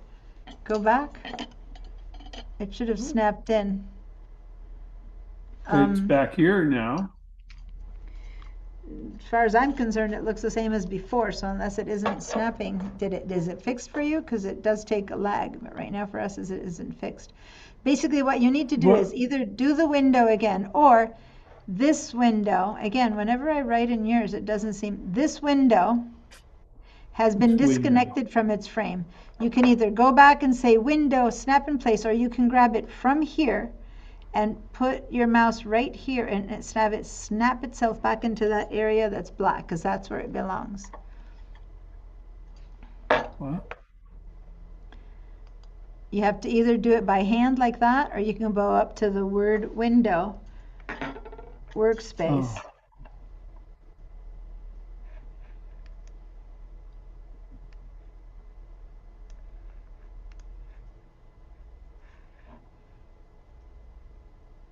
And you said reset? Yeah. No, but you're right. In reset, it didn't put it in. So maybe instead you need to say tile all vertically. Okay. So go back to window and I'll have you choose a different choice. Go up to window again. Yeah. Okay. And then choose arrange. And then choose the top choice, tile all vertically. Oh. And it should snap back in. There. It snapped back in. All right. So Your window. What was that? Okay, so this is a tab. Hold on. It's easier for me to show it in mine later, but this is a tab. And you had grabbed it and dragged it out, so it's floating in space outside of its frame, and now it snapped back into there. That's all that happened, and that's why it seemed like your tools are disappeared. Your tools were there, but you had moved this page out of its binding. It's like you separated the pages from the cover. Now we just slapped it back in again. All right, so now grab your frame, yeah, that one, perfect. And then make a little box right here. Click and drag and make yourself a little box. Yeah, done. Oh. And then go over here to the fill box. Oh. Over to the right, click on that fill box. Oh. Yep. And then when it appears, go click on that little painter's palette. I'm not sure you clicked on it. Yeah, there it is. So the painter's palette, which is the third, yeah. And now click and drag around looking for a color to fill your box. Okay. Now, the only problem we have is that this here doesn't have any plus sign, any way to add this swatch. So you're left with a color but no swatch made. So if you like this color, you need to go back to the swatches. And the only reason I would say maybe choose a different color is because we also have pink there showing that you are missing a font. Maybe choose a different color just so that we're not confusing pinks for later for yourself. Yeah. And now go over to the swatches again, next to the painter's palette, right next to the painter's palette, to the left of the painter's palette, there. Yeah. Click on that. And now at the bottom of that next palette, you can click on the plus size, the little plus sign. Oh, I see. Make a And new then swatch. got it. Okay. So up until now, that's all I did. I had also shown you how you could use the eyedropper. I stopped your share now. Yeah, thanks. And I just showed this to Miguel, so I know that Miguel just got that too. Let me share my screen. Oh, yeah. I'm going to quit Illustrator and not save because I want less stuff happening, but I just wanted to show you what just happened to you. Let me quit. I have a bunch of different Photoshop open, Bridge open. Let me just show you for a second what happened to you. And everyone pay attention because this is important.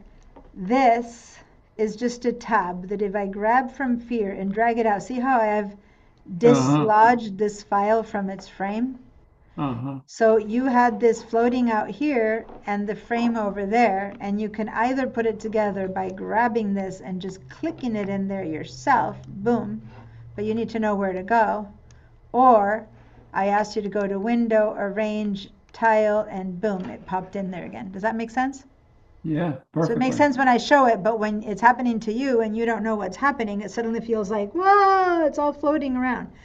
I could have 2 or 3 different files, and let me just rather quickly show you what I mean. I'm going to create File, New Document, and I'm going to say OK to that, and File, New Document. So just watch, everyone. I just created 2 more. So I have 1, 2, and 3 files. You see that? So I can either see them one at a time. I can go crazy and have 1, 2, and 3 floating documents, which would drive the world crazy. So I'm going to say tile them again. But this time I said tile vertically, and I can see 3 at a time. Does that make sense? It's just different ways of seeing them within that frame. Okay? So now I'm going to say tile, I believe, horizontally. There you go. Now I can see 3 at a time that way, right? Or consolidate. Where's my consolidate? All arrange, consolidate all windows. Boom. And now there are 3 tabs. Okay? Wow. It so happens that I have nothing in those other 2, but those are the 3 tabs. So I can now get rid of those 2. But that's all that's happening. This is like a holding frame that holds however many files you have. And if it gets disconnected, because you just made a simple drag like that, which is tiny movement, but a big change, right? So that's all that happened. Okay, really, really quickly, I've made 2 different color palettes. You guys might have made, no, I made only one. That one, and then I'm going to make this one too. There we go, plus sign. Now I have 2, right? First of all, I could go ahead and choose to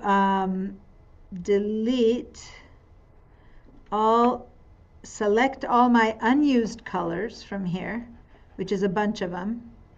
Select all my unused swatches, which is all of those, right? And then I can say trash. So I've lost all of those extra colors that I didn't want. I've been left with just the 3 colors, and the other one is the one that I'm using for my text, right? So now I'm left with having only the colors that I actually, hold on, I opened something up. Just the 3 colors that I am using for this document. Got it? That's just saying that that's one thing you can do. You don't have to delete the others, but rarely do we use the others. They're like the big old Stark, you know. But So what I did is I went back to, let me just undo that, undo, undo, undo, undo. Okay, so in this box where I have all these colors, if you make 10 of your own, the last thing you need is another 6 or 7 that you don't need. Go to this little tiny hamburger icon, select anything that's unused. They all get selected at the same time. You could have just click select and chosen them yourself, and then click on this little trash can, and you're getting rid of all the unused colors. And now, what if you want to name these colors something? I'm going to say double click, and instead of right here by default, it's name with color value. See this little checkbox? Okay, let me show you again what I'm doing. I'm double clicking on one of my colors, double click, and the default setting is name with color value. So it's cyan 47, magenta 55, yellow 0, black 0. But if I uncheck that, then I get to call this one purple, all right, or lavender, or whatever I want to call it, the dark lavender, right? So now that's that. Or I can double click on this one and undo that, and call this one, I don't know, green. And double click on this one, and maybe I'll call this one Cheryl. I knew it. We had to put her name in there one more time. Okay, so that's something you can do. And so so the next file you open, all the regular, whatever the default thing returns, right? What's that? When would you get? Well, isn't there, I mean, originally there were these sort of default colors. Yeah, the default colors. If I want them back, I can go over here probably and say load default swatches, I believe. Nope, that's when I have a special one selected. How do I get back the default? New.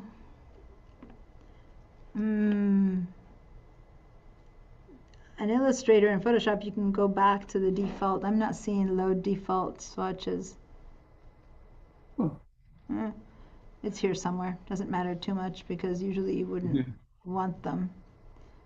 Yeah, it's not showing me. Over here. Oh, over here. I think these are the show color swatches.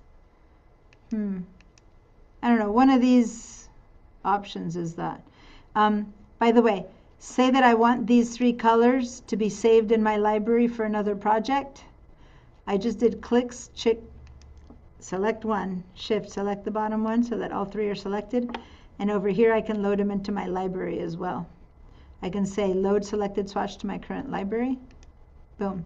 So now to my fonts for class, I've added these 3 colors that I just made. Just a little extra tidbit that's kind of fun. But that said, once you click on these, I'm not seeing how to return to my old default swatches, but you better not delete them if you think you're going to want them, because there must be a way, but I can't. Usually over here, one of the choices is load default swatches, but I guess I'm thinking, as I said, I do my coloring 90% of the time in Illustrator, so it's a little bit different, but yeah. Okay, so that's how you make colors. That's how you save them into your libraries to use in another program. And there's one more way to make colors, and let me just show you that one really quickly, and then we're done because we're already like we're like 9:36. So this will be a really quick. I'll make another box. So watch for a second. There's one more place to make colors from, which is down here on the side, which again, Photoshop, Illustrator, they'll have this little box right there. Right now it's saying that I have no color in there, no thing, and I click on that top one, double click, and it brings the color picker, which is bigger and a better way, right? So I can click all the way around here. Here I go up and down to choose what color I want, and then here I choose what, type of that color, and then I can approach. So it's got many more choices versus that little tiny choice that I made before.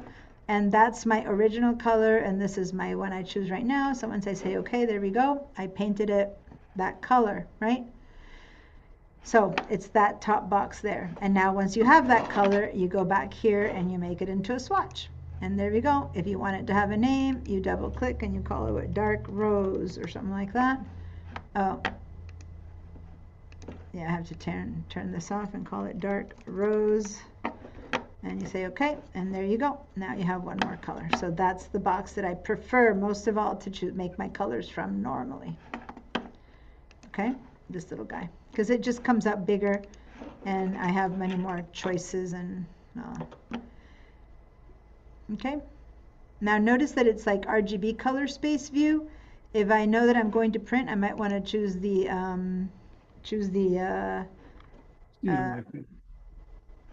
CMYK color view, but I think this document I must have made in RGB, so it would be showing in CMYK. I would have to do that in CMYK. Anyway, I'm going to let you guys talk about RGB and CMYK questions next week because class is over and everyone's falling asleep. I'm not falling asleep, but I can see other people's eyes drooping. Cheryl's barely able to hold her head up right now, like, come on down, I have a long day at work. All right, so there we go. We made some colors, we made some fonts, we learned about libraries. Okay, so a lot of good stuff. We learned about how to bring in photos and materials before.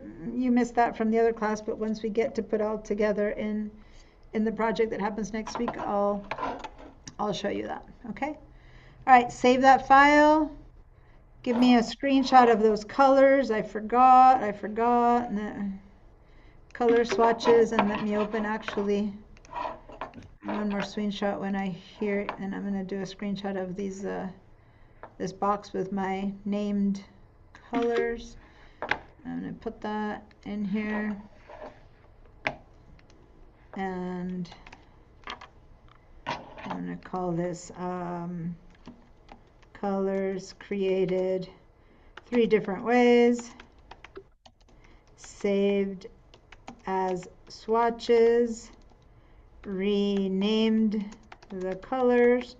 Renaming the colors is a bit of a questionable thing because the problem with renaming the colors, I'm going to upload the colors there and I'm going to add another photo here. So I'm going to just 2 photos in one. So now you have to switch back and forth. I'm not sure how good this is because if you do that, then who knows to look at both. But anyway, I'm going to publish.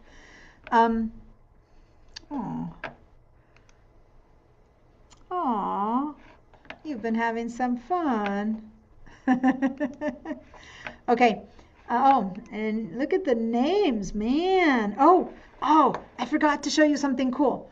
But if you want to name this Cheryl, a tone of yellow that's in your image, you can now go grab the eyedropper, select your Cheryl, select your eyedropper, and then click on like the green of that leaf, and that'll turn into that color. That's another way of making color that I didn't get to show you. Okay. I'll show you really quickly because, you know, it's too cool. But let me go ahead and place an image in here. Events, Mexican cooking. I don't know any idea what photo I'm bringing in. That one. Okay.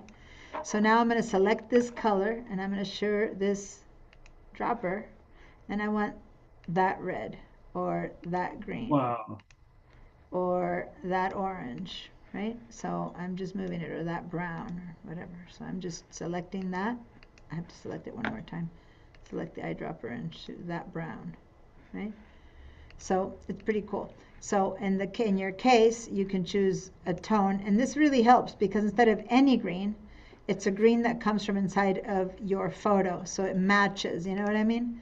So if that's going to be a box that you're going to use in your document, how much better it is than any green you choose than if you choose one of the greens from your photo, right? So that's a really cool trick. So anyway, thanks for pointing that out, by the way, Cheryl, because that was reminded me to show you that. So that's this eyedropper tool, okay? You point it onto any photo, and it then picks up from that orange, not any orange. Pretty cool? So cool. Play around with that.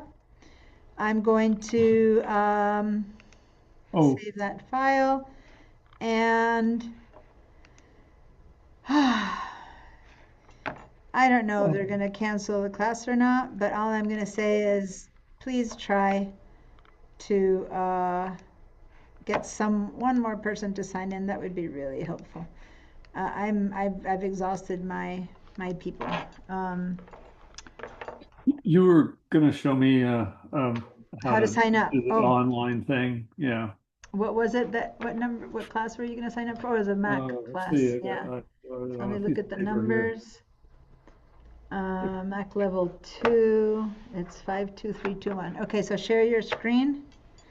Everyone, go ahead and put away, go sleep, enjoy, play around, and I'll send you an email about there's going to be a new link. It's the same thing, but it's going to be a new link for next week because it's a new Zoom link. Are there And more things that have to be uploaded with what's the new that? link? Are there more things that need to be uploaded with the new link? We'll probably, yeah, the project that we're going to be making is going to have another set of files, yeah. Okay. Which it's like it's a little magazine blurb, whatever. It's basically another one of these projects, but one that we're going to start from scratch. Okay. And it's pretty. It's got little birdies and Have a good one. adios, Miguel. Oh, yeah. So it was a 52321. Yeah. So do you want to share your screen so I can show you where I to thought put I it? did. Yeah. No, you're not sharing it. What? You're not sharing. Not that I can see. Oh, sorry. Adios, Miguel. Okay, now you're sharing. Okay.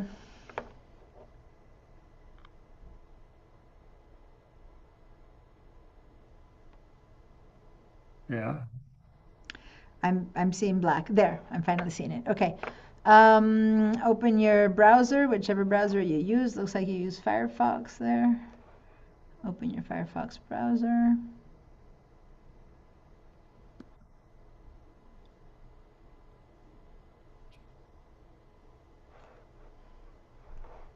And I'm going to SBCC thing. Okay, go to SBCC, my.sbcc.edu. Oh, my.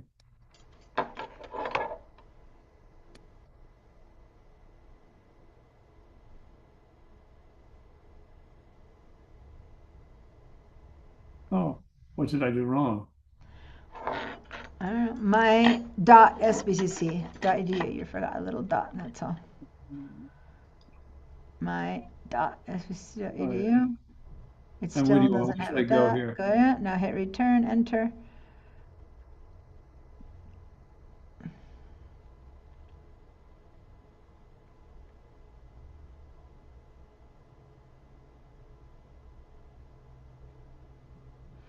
And sign in to your. It's finally it's gone. Yeah.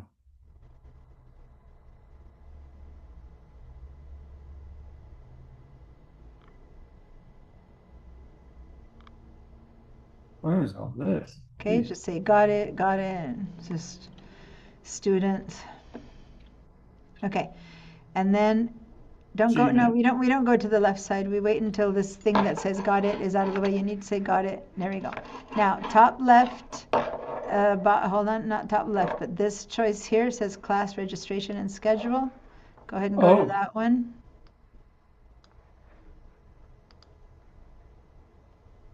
Okay. Which part of it? Then register for classes, the top choice. Okay.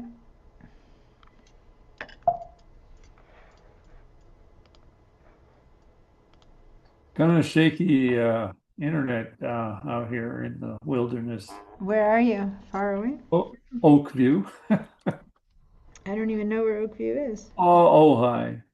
Okay. All right, so now go on the second column on the right side, it says register for class. Yep.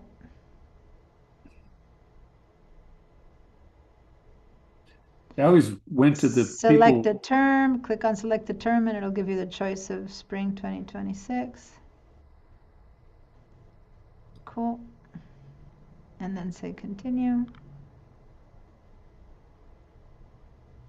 Cool. And now here's where people get confused because you can't find the name, anything. Just go to this spot, enter CRNs. It is so silly and so stupid that they did this, where they're hiding the one thing that makes sense. No one finds it with any of that. There. And now we're Yeah. going to write 5, 2, 5, 3, 2, 3, 2, 1. 5, 2, 3, 2.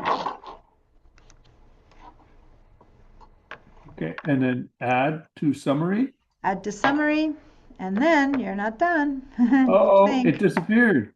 Yeah, no, it's fine. And now this is your summary down here, and it says pending, so now you have to hit submit. Good Lord. Yep. Once you hit submit, then that's done. There you go. Cool.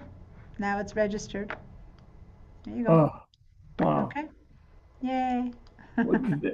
It's just, there's such a rabbit's warren.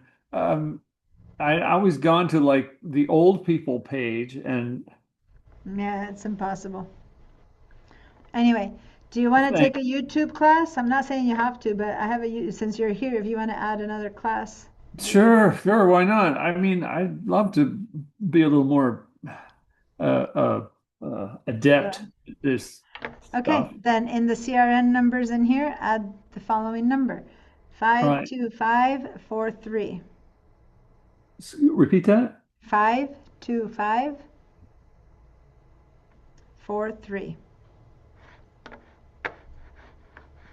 Boy.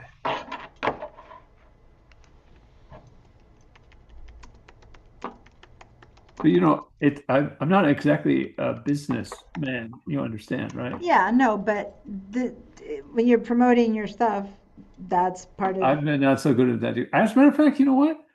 Ojai Magazine is going to do a piece about me. good. Yeah. There you go. And then the only other class that I think, not the only, but another class that I think you might be interested is one called Create Compelling Content. I'm not sure, but that's relevant and that is stuff that isn't Adobe. That I work with products that are not Adobe to find content and how to find out what's the right content to put in your piece. Uh-huh. Um, Are you familiar with this thing called SC? It's like a way that people uh, uh, turn a PDF into like as a matter of fact, the Ojai Magazine uses it. So you turn the pages of I mean, I think that's an independent uh application. Issue, it's called? Yeah, No, yeah, yeah, yeah. Issue, Yeah, yeah.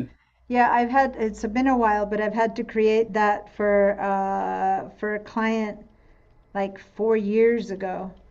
But it can't have changed much. So yeah, you create a PDF that then you upload an issue and then you can flip the pages of it. Yeah.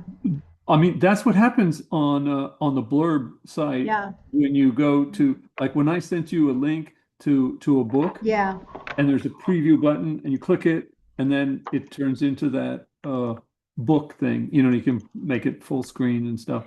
So when you do that in InDesign, you can choose an extension called issue and you publish it a document. So you can create your whole thing in InDesign and then publish it to issue. I assume it's pronounced issue, ISSUU.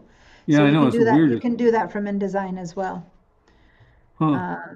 So yeah, you just need to have the extension that you download from the internet for issue, just like the Uh, birthright or whatever, no, bookright. It's just extensions that you add to yeah, yeah, the InDesign. birthright. Yeah, Yes, birthright. There you go. yes. All Okay, well, right. So no, don't forget click on submit so that that goes through. You need to go to the but bottom you right. didn't give me that number. Yeah, you put it in there already. That you just need to hit submit. Oh, for the create compelling Oh, content. That's true. Create compelling content is 52323. oh. And yeah, you could have added them all Two, at once, but since three, we're two, talking. three. Is that right? 5, 2, Yeah, 3, 2, 3. yeah. So add to summary and then Summary. submit at the bottom right. All And right. cool. Well, you'll be getting emails telling you when these things are happening. The last one that I don't think you're interested in, but let me tell you because who knows, is Introduction to Handheld Devices. If you have like phone, oh, they're telling me I need to get out of here. Yeah, I'm leaving. Okay. Phone, almost done. phone and devices and like book readers or, all the different devices that you could own and how to handle different devices. Again, if that's something that interests you, but Well, I don't that's know. something my wife is, Okay. she's got, I mean, I guess I could learn how to do that shit. Well, if you want to register her, that one still has I mean, that's going to run for sure because I have enough people, but just telling you of its existence, if you think your wife might be interested, that would be happening March 20th. So if you want, I'll give you the code and you can talk to her or you can sign Yeah, up, yeah, yeah. Well, I'll, talk about it. yeah. It's when you have other stuff and you feel like there's so much stuff I don't know how to use them, or what they're for and that kind of Yeah, thing. the iPad things and all that. And iPads and all that. Although a lot of the iPad conversation is something that I have in the Mac classes as well, by the way. But yeah, I also talk about them in the handheld devices class. So yeah. Oh, wow. All right. Okay. Well, thanks. I hope You're you have welcome. something warm Hopefully when you get it home. sounded like you had a little bit more fun than other days. So hopefully. Yeah, no, I mean, I honestly, yeah, yeah. It all adds up. At some point, it all kind of filters in, and you go, "Oh, okay." But no, I mean, again, Blurb is good, um, and I was playing around with it, and it is a bit limiting if you're a designer and what choices you can make. But for a non-designer, it's actually very straightforward and very simple Yeah. to I create mean, a clean yeah, book, which is the basically point is, where the I'm coming point is from the is, photography, right? You wouldn't yeah, make I'm it. the You, focus on the images. That's Exactly. You where, wouldn't make a report, a catalog, it's missing so many choices, but for a nice photo book, it's great, yeah. right? Yeah. So, Thank you very, very much. you're welcome. It's As you can see, they're 8:54. kicking me out. Yes. Okay. Okay. They want to Good close the night. gates at 9, and I'm like, I'm still in here. Don't close the gates on me. Jesus. Okay. Bye. Bye bye.